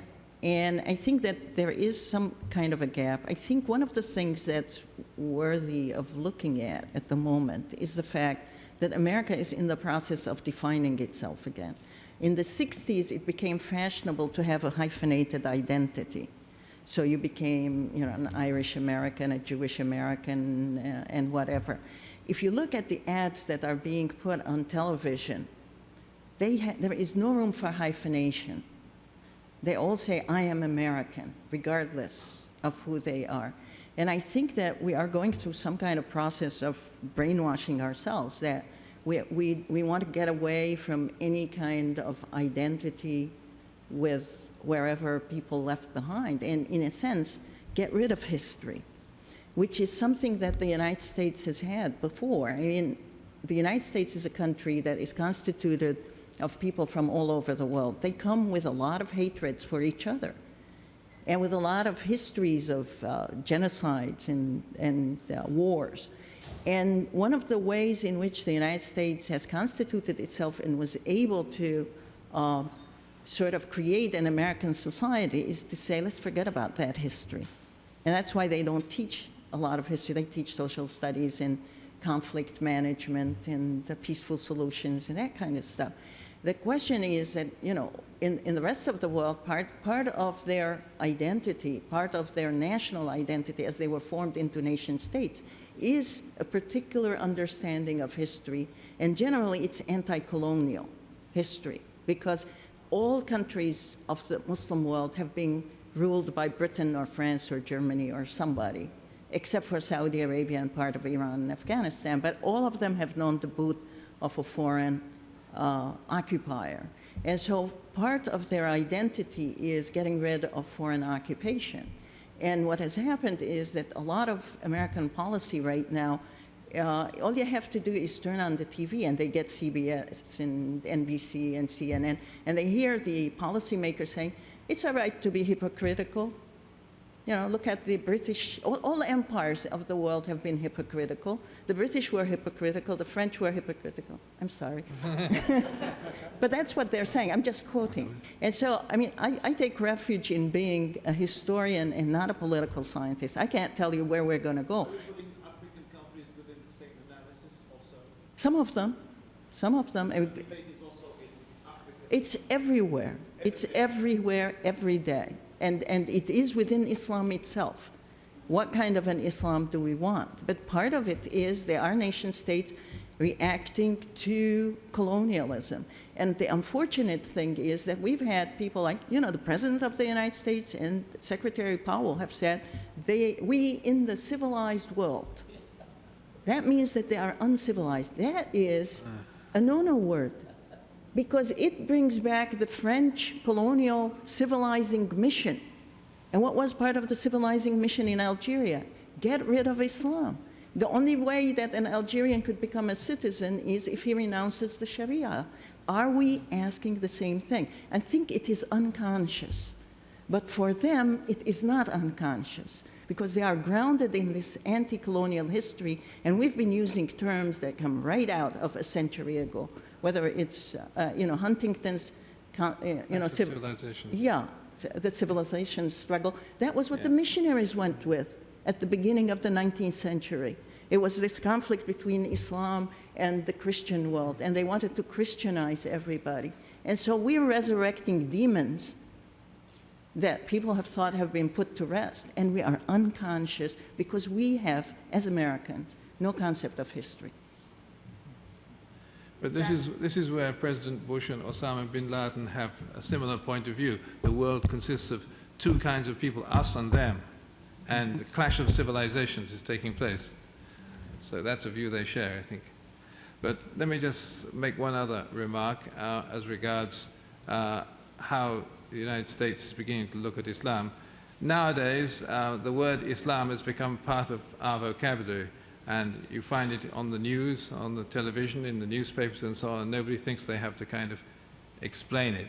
But even more than that, words like Ramadan and Hajj have also come into our vocabulary, which shows that little by little, the notion of Islam as an American religion is being accepted. The last question. I won't keep you from your coffee break, so I'll just ask a brief question from Derrick. Derrick, I'm grateful you shared your information on Omar, a fascinating historical figure. I've been a great admirer of Omar, the Caliph, and my own son is called Omar. My question is, where can one get information about Omar, your Omar? Is there some book or accessible literature available? Well, we did a symposium about 3 years ago, I guess 1998 at Harvard University, which was sponsored by the Longfellow Institute. And yeah, there we go. In fact, people here on our panel was a part of that. That's Sivlane's book, Deuce's book, Servants of Allah. She's here, the author. She has quite a bit of information about Omar and other enslaved Muslims. There is a new book out called The Multilingual Anthology of American Literature, which was edited by two Harvard professors, Mark Schell and Professor Werner Sortis. And that's available through New York University Press. The Longfellow Institute is doing a monogram on Omar itself, and I'm not sure the exact date when that's supposed to be published. It's coming out through Johns Hopkins University Press, but again, that could be hopefully this year. Yeah, I wish I knew, because I have an article. Right. But and if you want to get a translation or Arabic a copy, Xerox copy, you can contact me and I can give you a copy. No problem. Thank you. Thank you. With that, you have 5 minutes to have some coffee before we go to the second panel. Let's get a hand to our panelists for the first panel. Thank you. We're now in for a second treat. Marieta Harper, whom you saw was the chair of the first panel, had a significant role in putting this whole thing together. And although she was quite modest and didn't indicate that, I think you should all know that.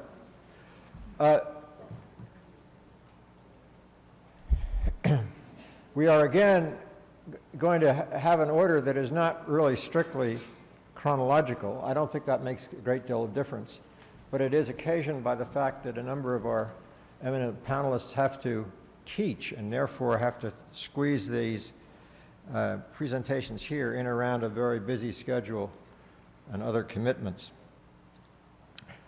We begin with Akbar Ahmed, who holds the Ibn Khaldun Chair of Islamic Studies at the School of International Service at the American University.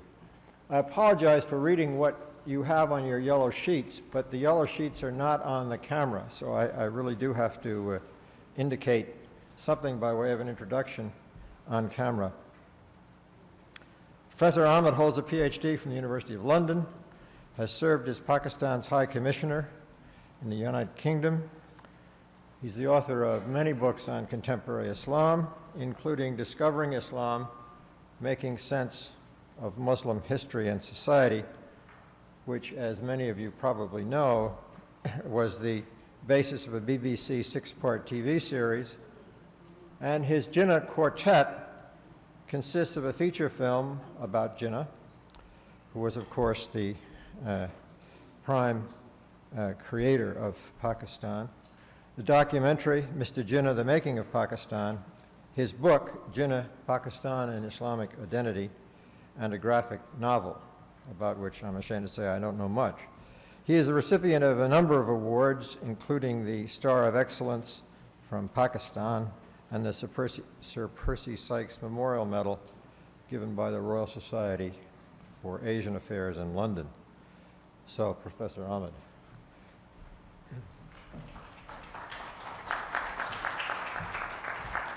Thank you, Professor, for that very warm introduction.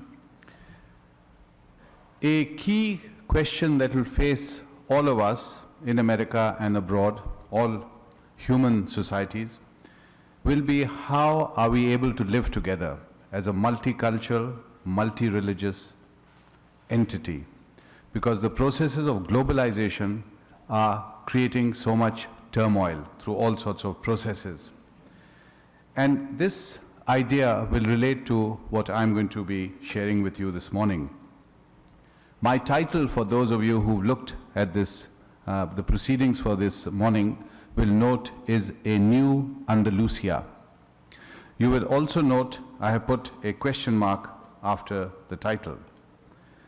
For me, Andalusia symbolizes something in our history, in world history. It symbolizes a time almost 1,000 years ago when Jews, Christians, and Muslims were able to live together in great harmony. This wasn't just an ideal construct, a theory, but it created something. If you look at the literature, the art, the level of thought at that time, you will be astounded. Some of the greatest writers and thinkers come from that era in world history. Above all, it was a society where people were able to talk freely. There was open debate. So Jews, Muslims, Christians talked to each other. It was through this civilization that Europe and the West learned of its own history and its own foundations, the Greeks. If there had been no Muslims in Spain, perhaps the Renaissance may not even have taken place. And I came across several great scholars, American scholars, scholars like Professor Tamara Sonn, Professor John Esposito, Professor Diana Eck, who were exploring this idea of America as a new Andalusia. America as a society which was relatively, comparatively, but very advanced in terms of peoples and cultures living together. There was a genuine feeling of welcome to the immigrant, because America essentially is a society of immigrants welcoming other immigrants, and that gave it a certain flavor and a character in America. I discussed this with a colleague of mine at Princeton University in making a comparison between European experiences with Islam and American experiences. And he told me, a very wise professor of anthropology who studied the Muslim world, he said the difference is that in America, the door is open. There is no restriction. You want to make a mosque, go and make a mosque. You want to make an Islamic center, go and make it. Of course, that is on one level. We know that on another level, there are three distinct streams in the American Muslim community. The Afro-American stream, of which we've heard with such eloquence this morning, the Arab stream from the Middle East, and then the Asian stream, which came more recently. We also know that these three streams run parallel. Sometimes they fuse, sometimes they maintain their own identity. We also know that there are individuals in the first stream, individuals who are towering, who are in a sense gigantic figures acting as bridges between not only the three streams but outside. And I refer to figures like Malcolm X and Muhammad Ali. He's as much an Afro-American star as he is an American star, as he is much a Muslim star. So for someone in Pakistan, my country, he'd be a complete superstar. Now, September 11 and Osama bin Laden challenges many things on September 11. And I believe one of the great ideas that he challenges is the idea of the new Andalusia. He does challenge that. And as a result of this, we have immediately after September 11, three things happening.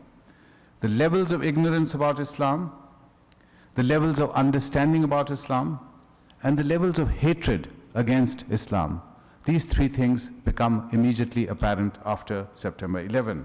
And you have so many cases. You have men with beards wearing a turban, sometimes Sikhs, not even Muslim, being attacked. You have women wearing the hijab being abused or humiliated or forced to take the hijab off. And we suddenly have a great challenge to the idea of a new Andalusia. At the same time, with this great challenge, we also have a new opportunity, because there is a genuine interest in Islam after September 11. People want to know about Islam. So matched with the great ignorance on one hand, there is a great interest. And the ignorance cuts across at all levels. Sometimes I'm aghast at the media and the experts on the media. Recently I heard a commentary on the prisoners in Cuba, and one of the experts was explaining why the beards of these prisoners were shaved. And the expert was saying they were shaved so that they could become purer. It was a purification process. And I was aghast, how do you respond to something which is this level of ignorance? And really, in a sense, that is what we are up against. The challenges of trying to create understanding and mutual dialogue between the communities. So our work as scholars interested in Islam in America is really cut out. The great challenge today is how to explain Islam in an environment which is A, volatile, B, often hostile, and C, accumulation of so many years and years and years of prejudice, history, and negative images. We've heard the negative images that have come from the media, particularly Hollywood and the film, so I won't go into that. So Muslims are, in a sense, in the dock. Whether people accept that or do not accept it, anyone, I have a name which ends with Ahmed or Ahmad, try going to a check-in counter at an airline with a name like that, you're going to be looked over very carefully, you're going to be asked to step aside. You suddenly become aware that whatever you are, whoever you are suddenly representative of the Islamic civilization as a whole. And why not? Just look at what's happening. Look at the media. Constantly, Islam or Muslims are in the news. There's a Muslim story all the time on the media. Afghanistan, Muslims. Philippines, Abu Sayyaf, Muslims. Where are we going next? Somalia, Iraq, Iran, Muslim, Muslim, Muslim, Muslim. Captives, all Muslims. Al-captives, Johnny Jihad. Muslims, Muslims, Muslims are always in the news. So however much we pretend that we are scholars, we live on our own world, we write our books, we have nothing to do with the real world, we are part of the debate. I see all of us facing several crises. The first of these crises is the crisis of identity. I believe that this has thrown open the issue of identity in Muslim society. Are we Arabs? Are we Pakistanis? Are we American Muslims? Are we part of the world Ummah? Or are we only American Muslims, defined politically and geographically by the borders around America? Number one, identity. Number two, theology. The debate about Islam itself. Does the Quran encourage violence? I'm asked that all the time, and I'm sure other Muslims are asked that all the time. We need answers. It is not good enough for me to say, well, you must know we are peaceful, we love you, we love America, Islam is a peaceful religion. That has been the Muslim response, and that just will not do, because no one is buying that. After you kill 5,000 people or 4,000 people, you blow up buildings, you can't simply say there is no violence somewhere there. We need explanations. We don't need cliches. So theology, we need the theologians and the scholars to be giving us the answers rooted in their knowledge of the Quran and the Hadith and Islamic history. The questions people are asking. 3, Muslim leadership. I believe there's a crisis of Muslim leadership in America right now. Who are the Muslim leaders? I simply hear people in the media saying, Islam is peaceful, Islam is peaceful. This chant, this incantation, which doesn't mean anything. What does this mean, Islam is a peaceful religion? It doesn't explain anything. We need the Muslim leadership to connect with the community, number one, their own community, and number two, with the larger American community. That is not happening. Number 4, education. Muslim education and larger American education. Where do they meet? Where do they divert? We hear so much talk about the madrasa. Have we had position papers on the madrasa? Do we know anything about the madrasa? What is the madrasa? The madrasa is the religious system, the religious educational system that eventually created the Taliban. But at the same time, the madrasa is the foundation for Islamic learning and has been for the last 1,000 years. So does that need a reformation? What do we need to do about the madrasa? We also know that there's a crisis not only in Muslim society in analyzing non-Muslims, but in non-Muslims looking at Muslim society. There is also a failure in non-Muslims studying Muslims or commenting on Muslims. I see 4 experts, all 4 non-Muslims commenting on Muslim issues, and all 4 having the same opinion. So A will say Islam is a violent religion, B will say yes, it's a terribly violent religion, C will say it's an even more violent religion, and D will agree with this. I don't see much debate. I don't see much interaction of ideas.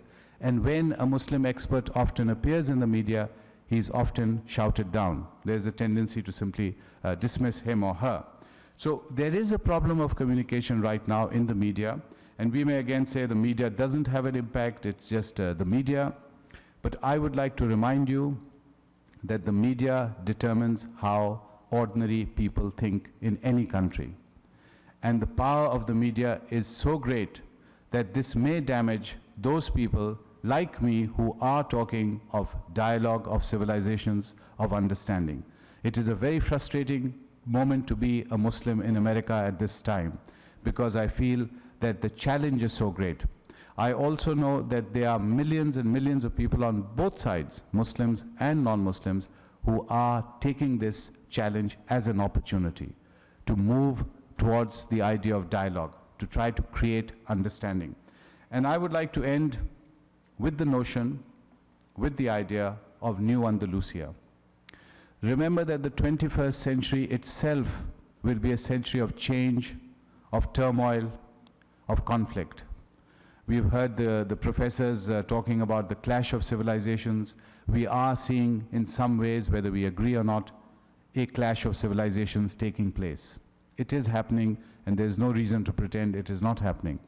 And therefore, the idea, an ideal idea of a new Andalusia, a land where people are respected for what they are, a land that respects difference, a land that we are able to say, I am different, my color is different, my religion is different, and yet I have respect. I think that is a great ideal.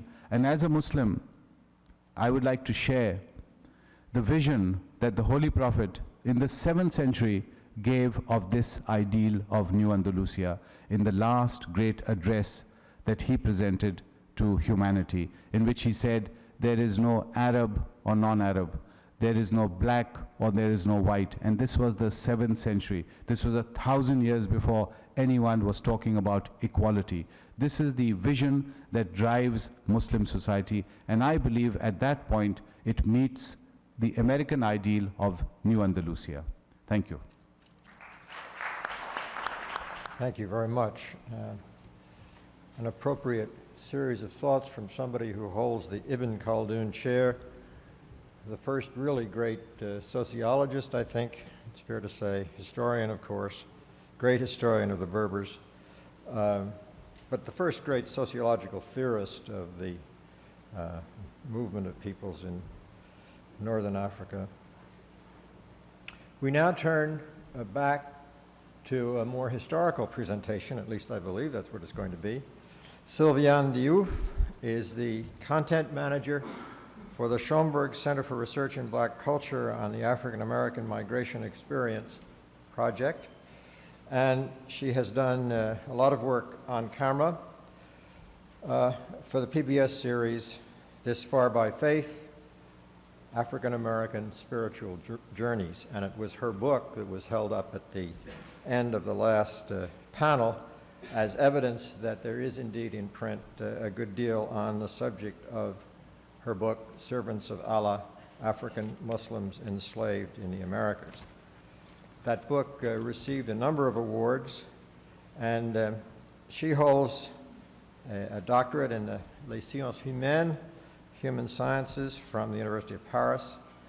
She's an adjunct professor at New York University, research associate at the Center for Historical Analysis at Rutgers, and a former diplomat from the Senegalese diplomatic service in both the US and in Italy. So, Sylviane, it's yours. So I'm going to take you back to the first panel. I will be speaking about the African Muslims who were enslaved in the Americas. And when we look at the situation today, we see that about 7% of the Muslims in the United States are sub-Saharan Africans. But there was a time when they represented 100% of the Muslims in this country, as well as in the Americas at large, and the Caribbean. Those were the first 400 years. Now, between the really early years of the 1500s until the 1860s, hundreds of thousands of sub-Saharan Muslims were brought to the Americas. They represented about between 15 and 20% of the 12 to 15 million Africans who were swept in the Atlantic slave trade. About 600,000 Africans were sent to what became the United States, so we can think that about 100,000 of them were Muslims. Those people were men, women, children.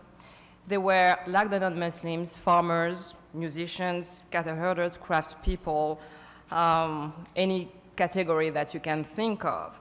But there were also categories that were specific to the Muslims. For example, there were students and teachers in Quranic schools. There were scholars, imam, hafiz, who are memorizers of the Quran. There were judges in Islamic law. There were political religious leaders and clerics. Some, just like Omar ibn Said, were enslaved here, mentioned that before they were brought to the Americas, they had gone to Mecca to make the pilgrimage. Some studied in Egypt also, or in Morocco. Here, in the Americas and the Caribbean, they did all the work that people who were enslaved had to do, picking cotton, tobacco, rice, etc.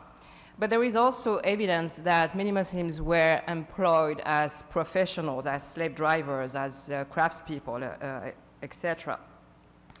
But there was one thing that differentiated them from the rest of the population. Not only the other people who were enslaved, but also many of the enslavers. And this is the fact, as mentioned by Professor Hunwick, that some of them could read and write in Arabic, but also in their own language, written in the Arabic script. Now, it's one thing to know how to read and write and to come here knowing that. It's another thing to continue to do so when you're enslaved. And especially in countries that forbid slaves to read and write. So obviously, even though they kept their skills in the Americas, and there are many documents, not only in the United States, but in Latin America, that mention that Muslims were writing, it was a difficult endeavor. Of course, they could not buy paper and ink. It was very hard to do, not only for financial reasons, but also because if you were just not supposed to be buying ink and paper. So we have an example of Ibrahim Abdelrahman from Guinea, who was a slave in Mississippi for 40 years. And what he did was, when the people were taking a break, he was a cotton picker. He used to write on the sand of the plantation just to make sure that he did not forget how to write. But in some other countries, and maybe here in the United States also, it's just that I haven't found the documentation, people were also making their own implements. They were making ink, as people do in Africa. I found an example of people from Nigeria who had been enslaved in Saint-Domingue, who were described as making ink and making wooden tablets.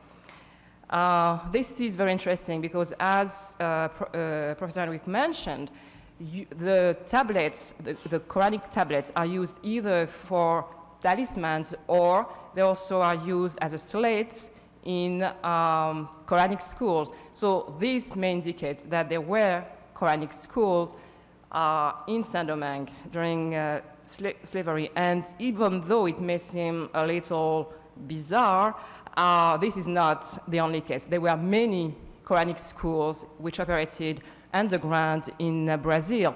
And there was a big Muslim uprising in 1835 in Brazil. And the police went, of course, through the houses of the Africans, and they found the slate and they found books, etc. And it was revealed that those schools had been operating for years. And I must say that they were quite sophisticated. We are talking about some people who were free, but the majority of them were slaves. I have an interesting quote by the French ambassador in Rio, who wrote, and I quote, "The Quran was sold in Rio at 15 to 25 cruceros by the French booksellers Fauchon and Dupont, who import copies from Europe. Slaves who appear to be quite poor are willing to make the greatest sacrifices to acquire this volume, going into debt to do so, and sometimes taking a year to pay off the bookseller. About 100 copies of the Quran are sold every year." So you can see that even though people were enslaved, what little time, energy, and money they had, they consecrated that to buying the Quran.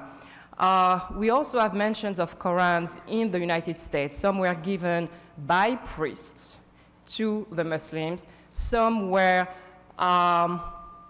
smuggled, if you will, here. There were also people who did not have access to a Quran, and they wrote their own Quran by rote. I mean, this is one thing that people should be able to do after good Islamic education. John Ben Salomon, that was mentioned before, wrote 2 copies of the Quran as he was going to London back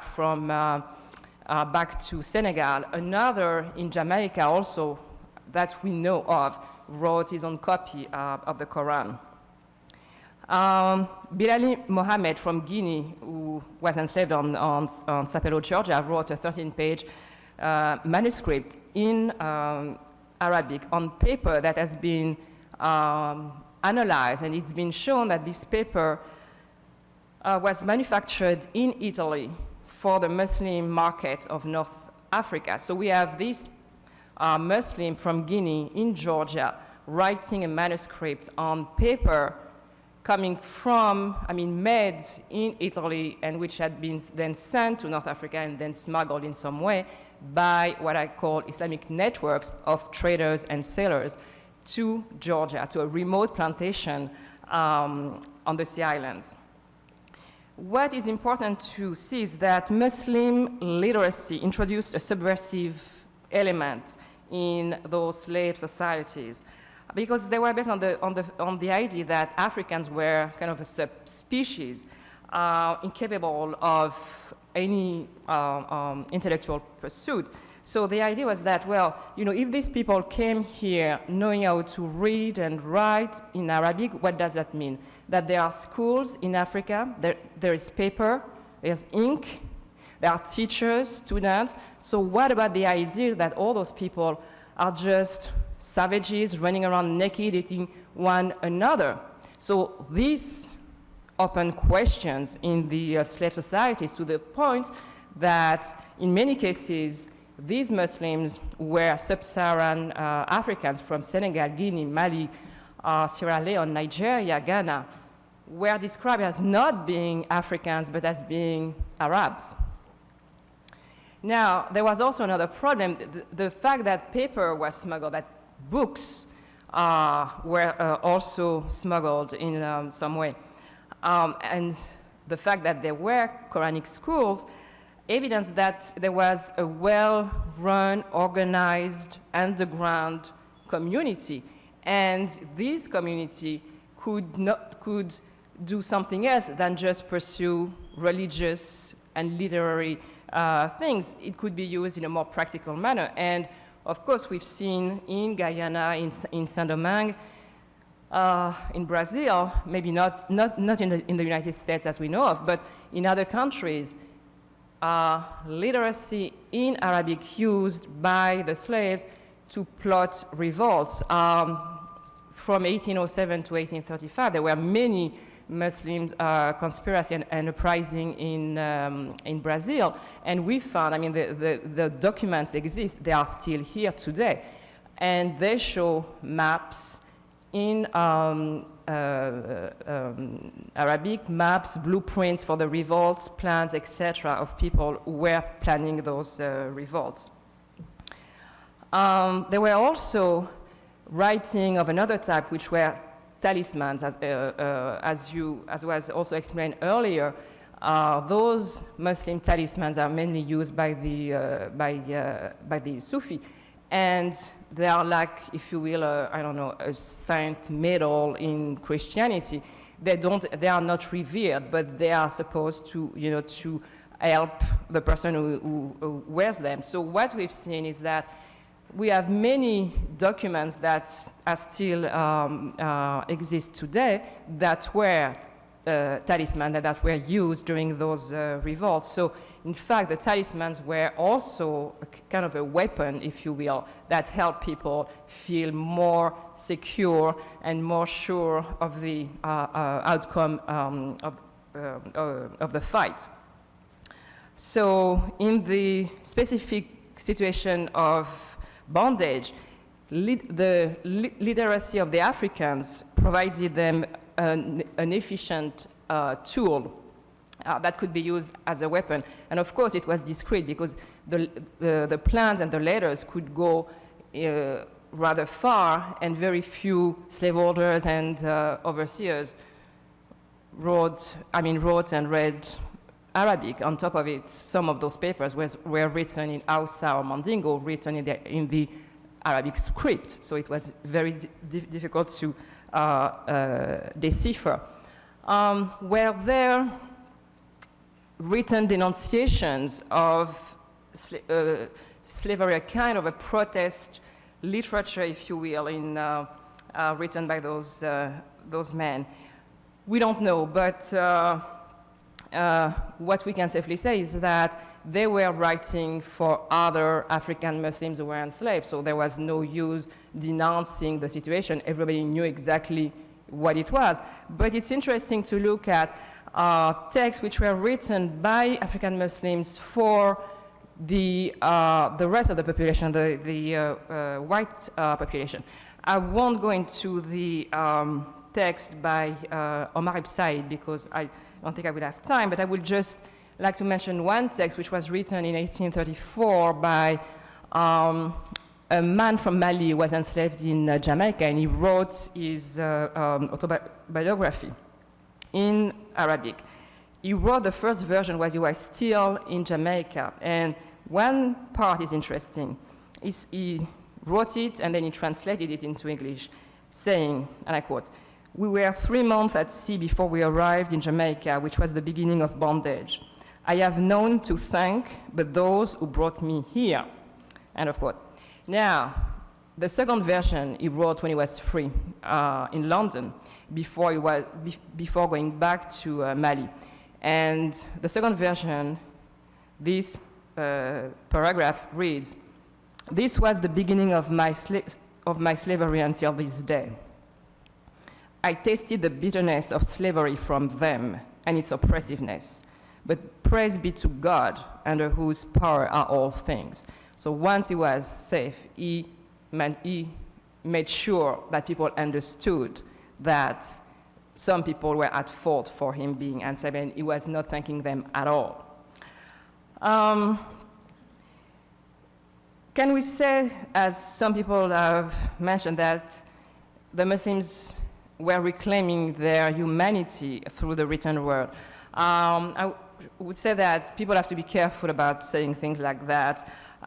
We've seen, many people have seen Africans and blacks in general through biased lenses, which have been built in 500 years of stereotypes. And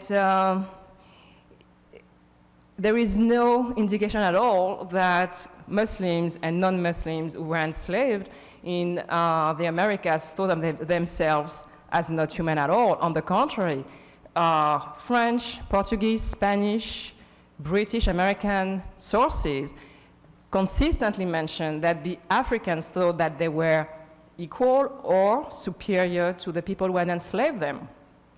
The Muslims had no reason to think of themselves as pagans, as subhuman. They certainly felt oppressed. They certainly did not feel inferior, but they certainly felt oppressed as human beings as well as Muslims.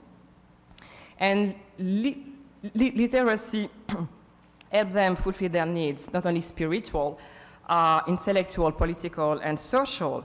It was a marker, I think, of identity, not of humanity, of identity as Muslims, as clerics, as scholars.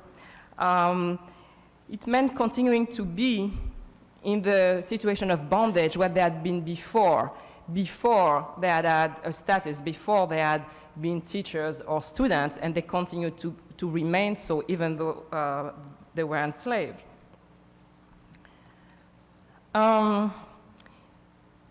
Given the number of Muslims throughout the Americas, why don't we find more manuscripts? And of course, there are the limitations that you can imagine. But I must also say that more and more manuscripts are cropping up. We found some recently in Jamaica and in Trinidad. Besides the Omar Ibn Said, there are hundreds of manuscripts in Brazil. And as the topic becomes more, as more and more scholars are looking into this topic, more and more things are being discovered that were there all along, just in boxes somewhere.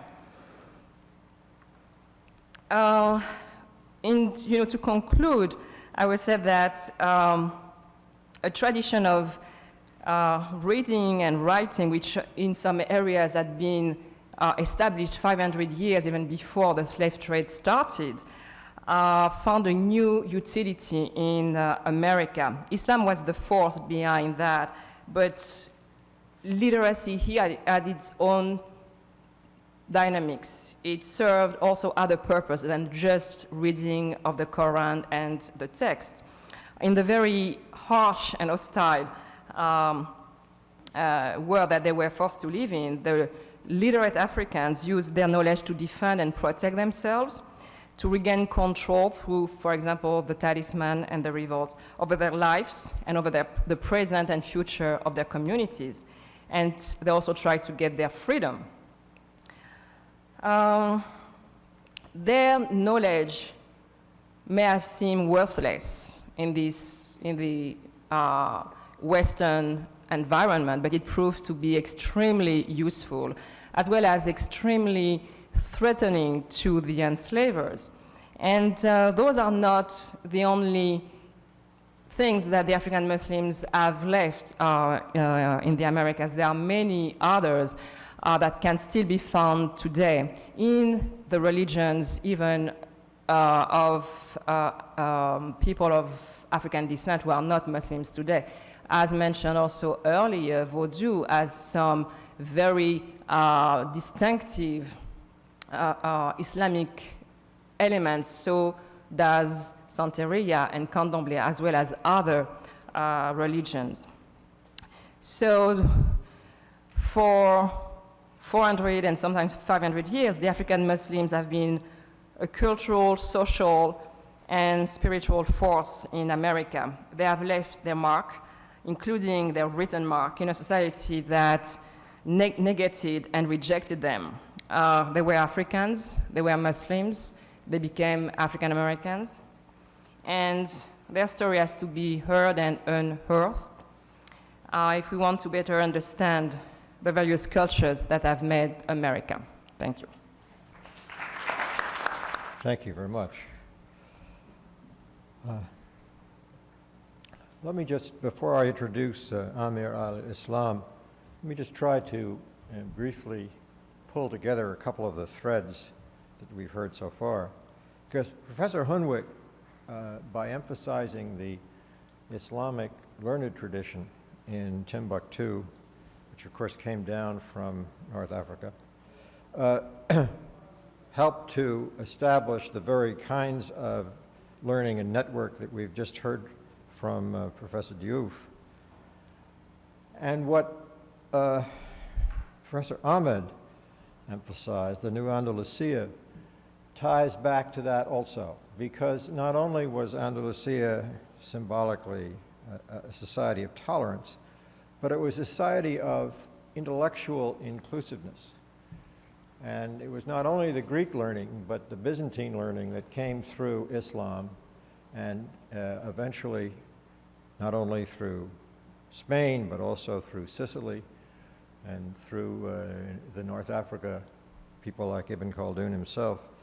So there's this tradition of learning, of inclusiveness to discovery from the ancient classical West and from the Byzantine world of what is now Turkey and Eastern Orthodoxy. All of that is incorporated in the tradition of Islamic learning. And these networks, as has been suggested several times today, these networks were expanded by sailors and traders and others all over the world. Now, Amir al-Islam, who will be our sort of cleanup batter for today, is presently the executive director of the Center for Professional Education at Medgar Evers College, where he also teaches African American history and world civilization.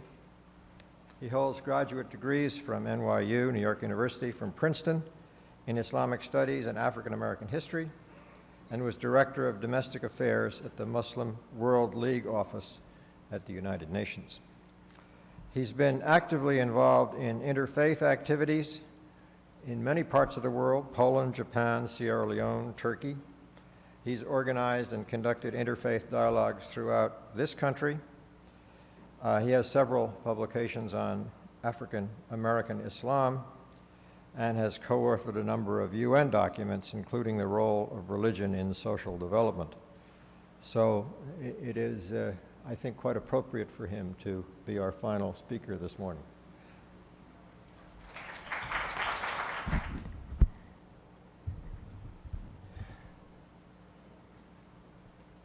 Good evening. I would like to begin by an invocation that is part of the tradition of the Muslim community in praising Allah and sending out peace and blessings upon His Prophet Muhammad in Arabic. Alhamdulillah Rabbil Alameen wa salatu wa salam ala Rasulihil Kareem. Praise be to Allah, Lord of the worlds. Peace and blessings upon His final Prophet Muhammad. I would first like to take this opportunity to thank the organizers for inviting me to come today and share with you some of my views, ideas, perspectives, and research on Islam and the African American experience. We tried to, in the beginning, get the order switched, because Akbar Ahmed is one of my mentors, a person that I read and study. And I thought that it would be more appropriate for him to be last, as well as the chronological order would be, I think, more consistent. But we are consistent in somewhat of our inconsistencies.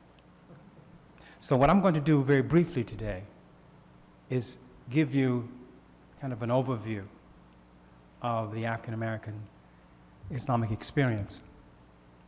And as I was researching some information for this presentation at the Schomburg, I realized that there's such a shortage of material about such a profound and dynamic subject. And as I listened to Yvonne Haddad and Professor Akbar Ahmed talk about the idea of 9/11, in many instances within the discourse within the Islamic community, we are framing our experience pre and post 9/11. And we are not really clear on what to make of the change that is taking place after 9/11. But I think it's ironic around the idea of civilization project and the idea of civilizational dialogue, as Dr. Ahmed talked about, is that we have to actually go back to a period in our history to refer to a point or a period where we can draw from that will allow us to be more civilized with each other. I think that is indicative of the failure of our ability to cope with the reality of the plurality of our existence here on this planet. Having said that, I would also like to say about the idea of 9/11, African Americans are not new to racial profiling. The term was coined by our existence. African Americans are not new. We're not neophytes to the idea of oppression and marginalization and misrepresentation. This all happened pre-9/11.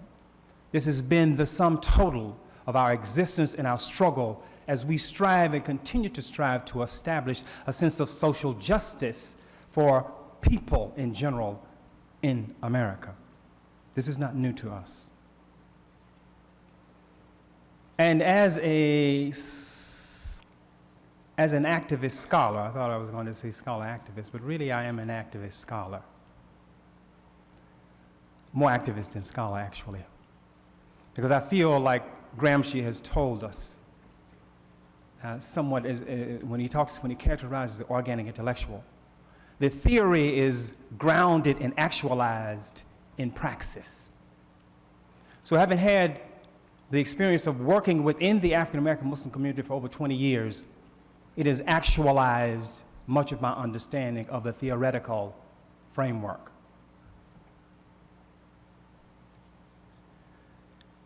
Let me say that as African American Muslims, there's no way that I could convey to you the trials, the tribulations, the struggles, the difficulties, the pain, the anguish, the contradictions, the alienation, the marginalization of a people who have embraced Islam and after embracing this great faith of 1/5 of the entire human race, now have taken on another burden where we are, in many instances, doubly marginalized, for being black, punished for being black in a society that privileges whiteness, where racism continues to permeate individual minds and consciousness and imaginations and institutions. And being Muslim in a society where Edward Said characterizes that the Islam that is represented or, quote, misrepresented or covered or miscovered is more about a conception and a construction of a demonized group rather than the profound religion that is represented by such a large number of people. A great religion that is embraced by such a large number of people on this planet. A religion that teaches such beautiful teachings of love and compassion and understanding and respect for human beings and respect for human life and respect for the dignity of human beings and human existence.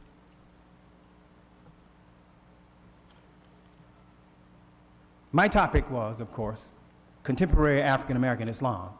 And for the few minutes that I have left here, I want to talk to you about some aspects of that. When we say contemporary African American Islam, I have to make a disclaimer, because the concept of contemporary African American Islam is problematic for Muslims. Because in most cases, Muslims would argue that there's no such thing as African American Islam, nor is there such a thing as Arab Islam or Pakistani Islam, that there really is one Islam. But I would argue that that one divinely revealed religion and way of life that was revealed to the Prophet Muhammad, peace and blessings be upon him, by the creator of the universe, immediately changes as soon as human beings claim agency over it.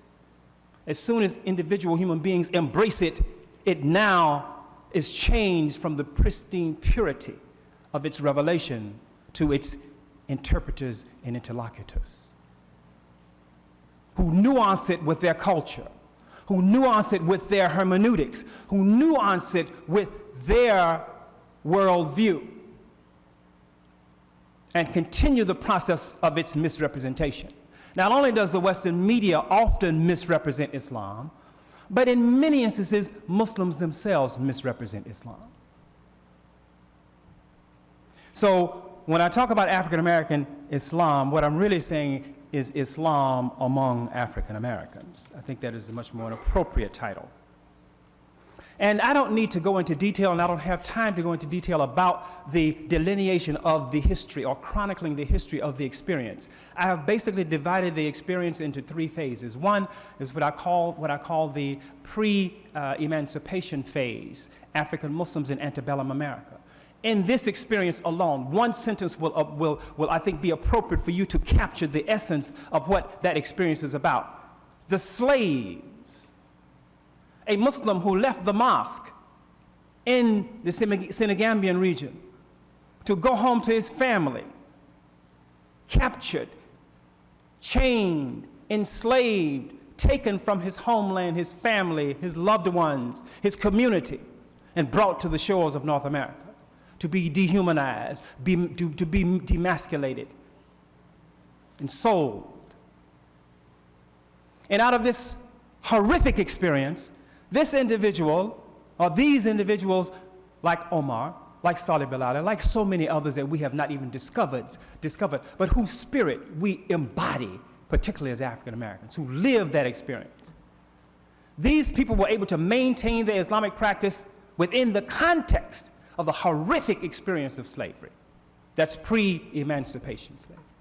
Painful, painful. There are not even enough texts to explain the pain that existed through the experience of slavery. One can read it, but the reality of the experience of it is something altogether different. The second phase is what I call the early Islamic communities, from 1900 to 1960. And in this particular phase of the Islamic development, we see the evolution of what I call proto-Islamic movements. And I call them proto to qualify the fact that many of these movements did not articulate nor practice the orthodox teachings of al-Islam, but in fact selectively appropriated various theological teachings of Islam to use, to construct, to develop, to construct tools to be deployed to oppose racism and oppression. And within that period of time, we did have individual communities that evolved and emerged that became closer, that emerged closer to what we call the Islamic orthodoxy. So movements like the Noble Jew Ali, the Moorish Science Temple, even organizations like Marcus Garvey, who was influenced by Deuce Muhammad Ali when he went to London before he came to the United States, and Muslims involved in the Marcus Garvey movement. Muslims, of course, African Americans emerging from that movement into what is called the Nation of Islam with Fard Muhammad and eventually Elijah Muhammad, using the teachings of Islam to fight oppression and racism. And the final phase is a phase that I call the contemporary period, which is basically from 1960 until now. If you look at the movements in 1960, the Dar al-Islam, the Muslim International Brotherhood,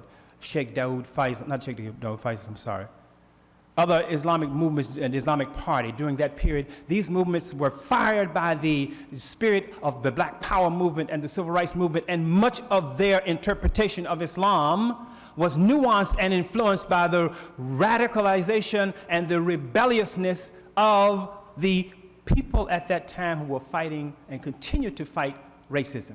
As you might notice in my comments, race and racism is the meta-narrative that permeates every aspect of our history and experience as African Americans in this country. And it continues to do so. Now, finally, let me say that in spite of the difficulties, in spite of the suffering, in spite of the indignities, in spite of the challenge, for example, of a Muslim who has reverted to Islam, reconnected with their heritage and history, who has often been alienated from their own Christian family because now they have new names, they have new dress, they have new food, they have all of the things that now the things that have transformed them into a new person. We're talking about an experience and an Islamization process that creates havoc in a community, in an individual family, in a society that continues to suppress that evolution and development. In spite of all of these difficulties, African American Muslims, by the grace of the Creator, are now functioning in every aspect of the American society.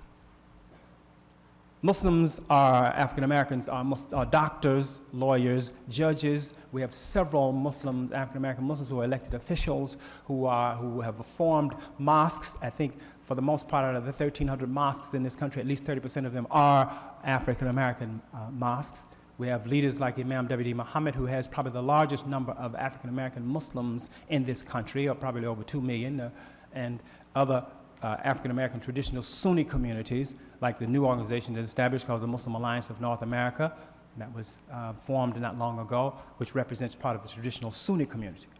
But the Islamic community is emerging and evolving, and the largest number of Muslims who are coming into Islam are primarily African Americans.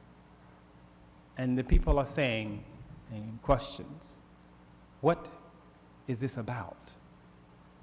And I don't know about you, but I know many of my African American Muslim friends say, well, we're surprised that we didn't see any African American with the Taliban, because that's all they needed to see.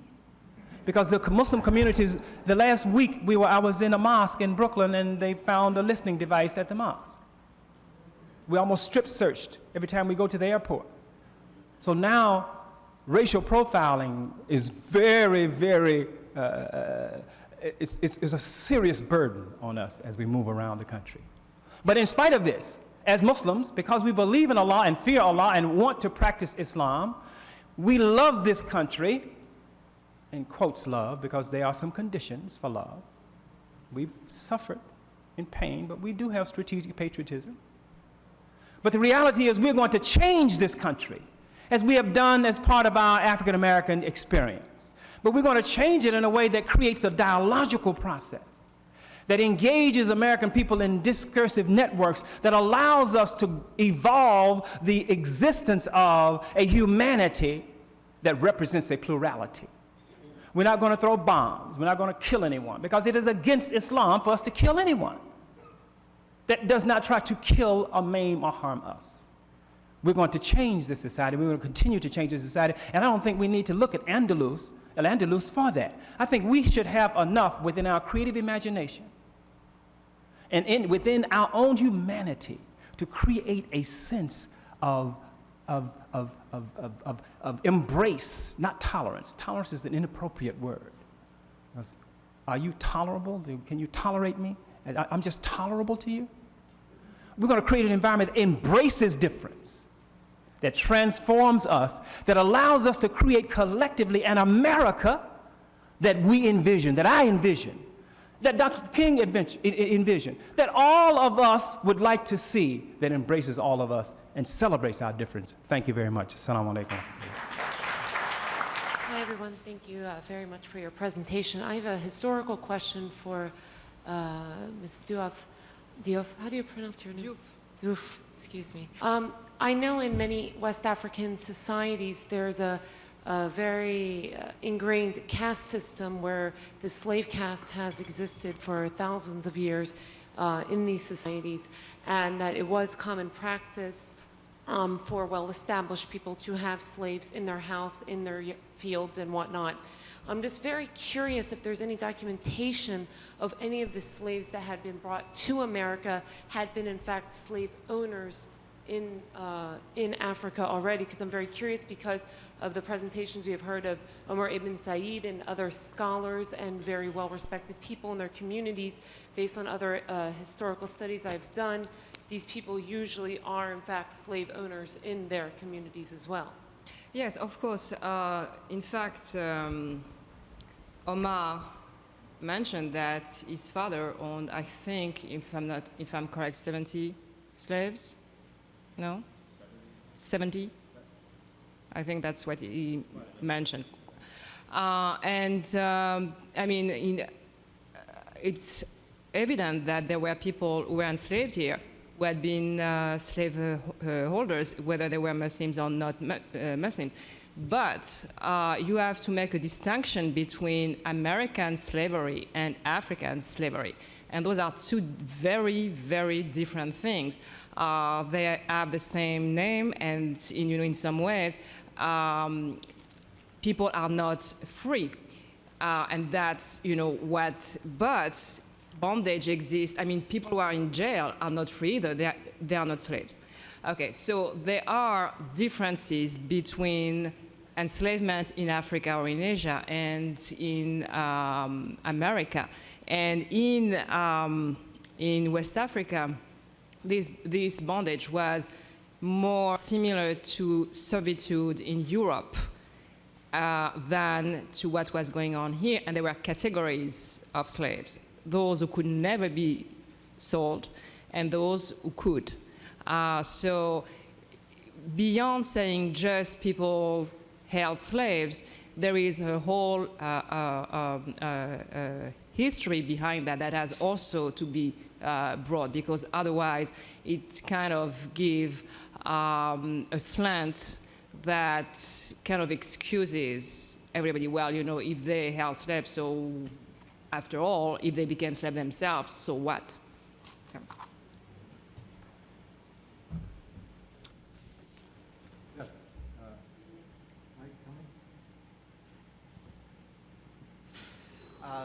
This morning I was earlier at a competing conference over at the Capitol Hill Club where the topic was immigration and national security. And I'm hearing very different messages over there from here. But I'm wondering, one of the speakers there talked about, I'm not sure where he got the statistic, but if I heard him correctly, he said only 1 in 10 Muslims in America in the United States identifies more with America than with some specific Islamic nation. And, you know, I really sense that for the majority over there, that was very problematic. And I'm wondering if any of you would, you know, want to try to give any kind of explanation for that. You know, I'm wondering if there is a certain security and a comfort with Islamic law, and even, you know, what seems to me to be, you know, oppression and repression of people that, you know, may be identified as infidels or, you know, not faithful to Islamic teaching or law. But, you know, it seems like at the root of this country, you know, with Christianity, there is a real sense of freedom. And, you know, on one hand may, you know, allow something like immorality and decadence, which, I mean, I sense even these terrorists were struggling with, you know, even just the night before their act of terror. But on the other hand, you know, maybe there's, you know, some reason that that there's, do you think there is a comfort and security with this as far as, you know, wanting the Islamic law imposed upon everyone?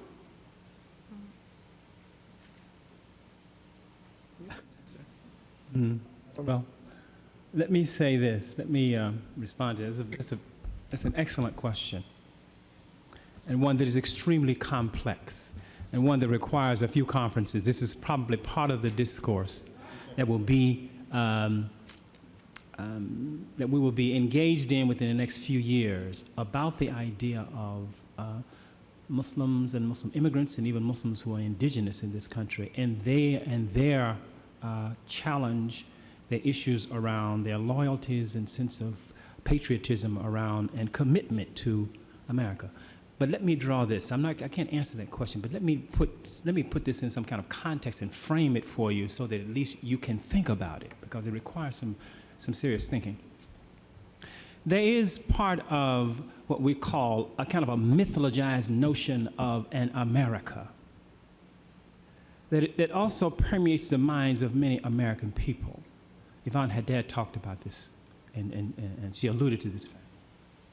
And that is this sense that makes us believe that America stands for all of the wonderful qualities of democracy and equality and egalitarianism that it espouses.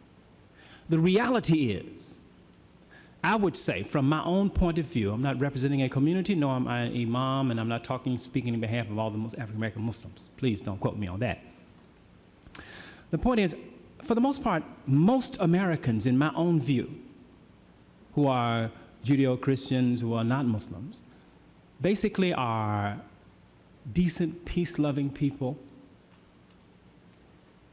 And there is a small percentage of policymakers and people that influence policy based upon a paradigm that has to do with strategic national interests. Now, we can question that strategic national interest, but having studied international relations, we understand that policymakers do also have the responsibility of maintaining a sense of security and stability within the confines of this country. Just for example, let all of the Arab countries who sell oil stop selling oil. Tomorrow, you will be angry as a Muslim in America with Arabs, because for the most part, you have to heat your house. You want to drive your car. So when you talk about the idea of Muslims and their commitment to America in this society, in this country, for the most part, from what I've done in my own research and my interviews with Muslims, particularly African Americans, I find that African Americans, for the most part, who've come out of this 1960s movement, this is probably the largest percentage of African American Muslims, well, probably their children are, but that generation of Muslims who came through the 60s and that what we call that period of the contemporary period from the 60s on, have had experiences in America that have subjected them to COINTELPRO programs, oppression, racism, and assassinations. So we come from a bloody history in terms of the way African American / Muslims see America. However, if you have any American or African American Muslim who is traveling abroad, the first thing they actually flash is their American passport. It's like an American Express card. So there is a patriotism that is there. We are Americans. And I say to my immigrant brothers and sisters when I am invited to speak to them, I am an African-American Muslim. My grandmother and great-grandparents died and struggled to give us the right to vote, for example. My great-grandmothers and grandfathers fought in this country to give us the rights that we have. Yes, we are Americans. Now, we do not embrace everything that America has to offer in terms of its policies. We disagree with its policies, and we have the freedom to be able to demonstrate our objection to these policies based within the context of civil society and democracy, which is a wonderful thing, and in which, in most cases, Muslim countries don't have. So we're not in any denial about that, although I think some Muslims are in denial about that reality. But now, so let us make a distinction between policymakers, and I don't want to demonize policymakers because they're critical. But let us differentiate between the people that make policy for America that impacts Muslims abroad and the general populace of American people who basically are, in many instances, are influenced and understand Islam by virtue of the media and all of its misrepresentations and sound bites, not necessarily always negatively intentioned, however. So let us make a distinction between that group and the American policymakers, and let us not misread the sentiments and the feelings of the Muslims in this country. Because for the most part, if you talk to Muslims in this country, the immigrant Muslim population, they love America. They have no illusions about the fact that if they're not ready to go back to their countries, because what America has to offer, and I say this, and my nationalist friends cringe at me saying this, and they probably see this on the film and say, Amir, what were you doing in Library of Congress praising America like this? But as an old Pan-Africanist and influenced by Black nationalist thought and being an activist in the Black community, the reality is the Muslims embrace the wonderful opportunities that we have in this country, no question. And all the Muslims that I know, and the majority of Muslims, are not about to destroy this. Don't even think about it. This is the greatest thing happening. So why would you want to destroy it? So we have to really be clear, finally, on making the distinction between the passion and the anger with Muslims who constantly see themselves misrepresented in media, misrepresented in the press, misrepresented in terms of the way people interpret them, because others are interpreting them as opposed to them having voice of their own to express themselves. So as the policyholders over there, they wouldn't have a Muslim over there explaining that. Now, they think they understand at a policy meeting about the majority of Muslims in America and have not done any research. But they have concluded that, based on their conclusions, that 1 out of every 10 Muslims really has no relationship or loyalty to the American country. They're here, they're raising their kids here, and their kids are going to stay here. The kids are Americans. We are Americans. Hyphenated, which represents an identification that has to do with our cultural continuity, and we don't want to deny that. No one else does. No one else wants us to, and no one should want us to do that. But we are Americans. But we have some serious issues about the way America is dealing with Muslims, and we're going to do everything we can to change to make sure that the way they deal with Muslims in the future is going to be one that's reflective of the great democracy that America stands for. It's kind of long, but I'm sorry about it.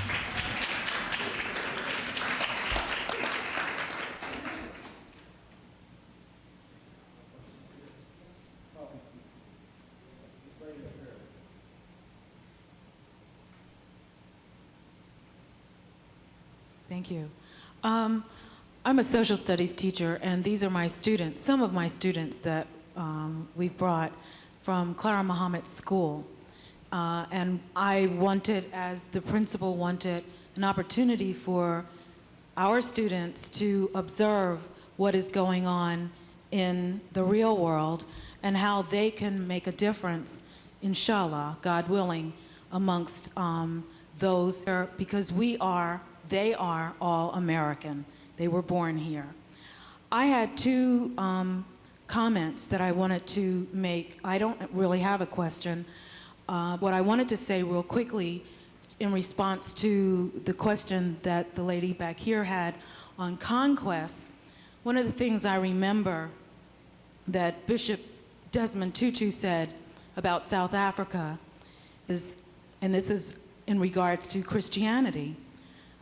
When the Dutch and the British came to South Africa, or Tanzania, they had the Bible, and the people in South Africa, Tanzania, had the land.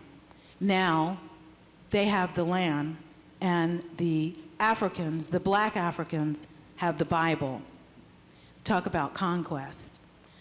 I teach social studies, and I teach history, and I teach geography, which is most important because I know that many Americans, students and adults, have so little knowledge about what country is in what continent, and actually act like they don't care. Now, we're on, for U.S. history, my 8th graders are dealing with religious tolerance right now. And somehow, a lot of times, we have selective amnesia. When most of the people came from Europe, they came for religious reasons because they were not able to practice their religion the way they wanted to in Europe. So I'm just giving to all of you a reminder that this has been going on for a long time, way before Europe, way before what's happening in Palestine and Israel, and way before the United States or America as it was named. So we need to read and study history. And one of the things I know that we do not do well is we don't read and we don't study. We need to get that together, and perhaps maybe that will answer some of the problems that we're having in this world.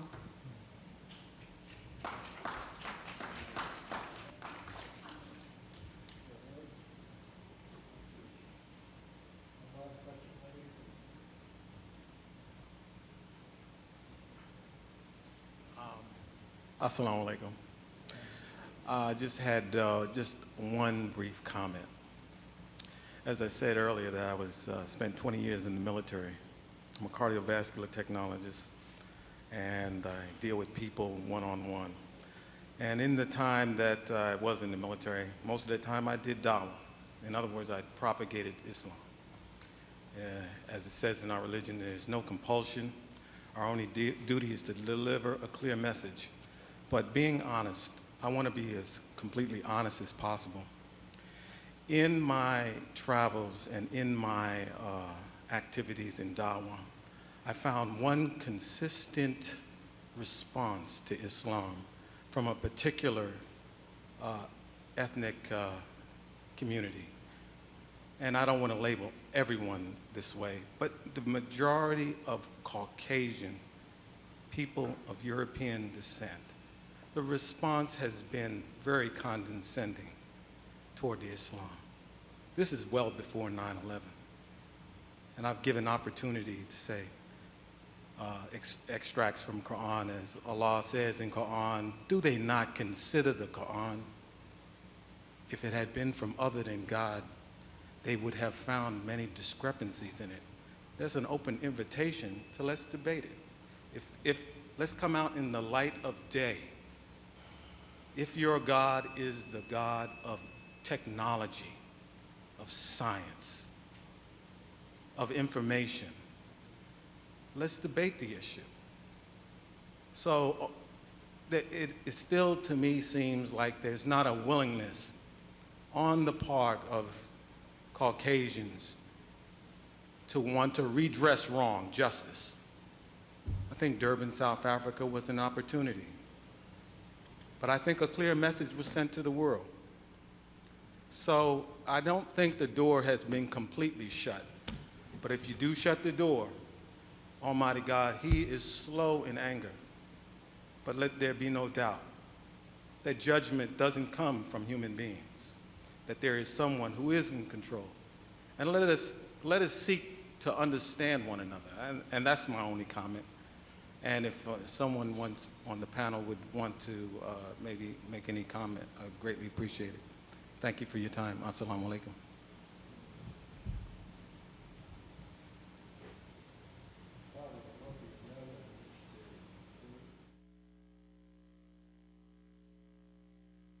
Whole morning will be available on the website, not instantly, but soon. And it will join the other morning colloquia that we've had on various aspects of Islam. Can be found by going to the Library of Congress homepage and looking at the library today, and you will get a drop-down menu of the sessions on Islam. So in conclusion, let's thank the panelists, one in absentia on this panel, and thank you all for being with us patiently all morning. This has been a presentation of the Library of Congress. Visit us at loc.gov.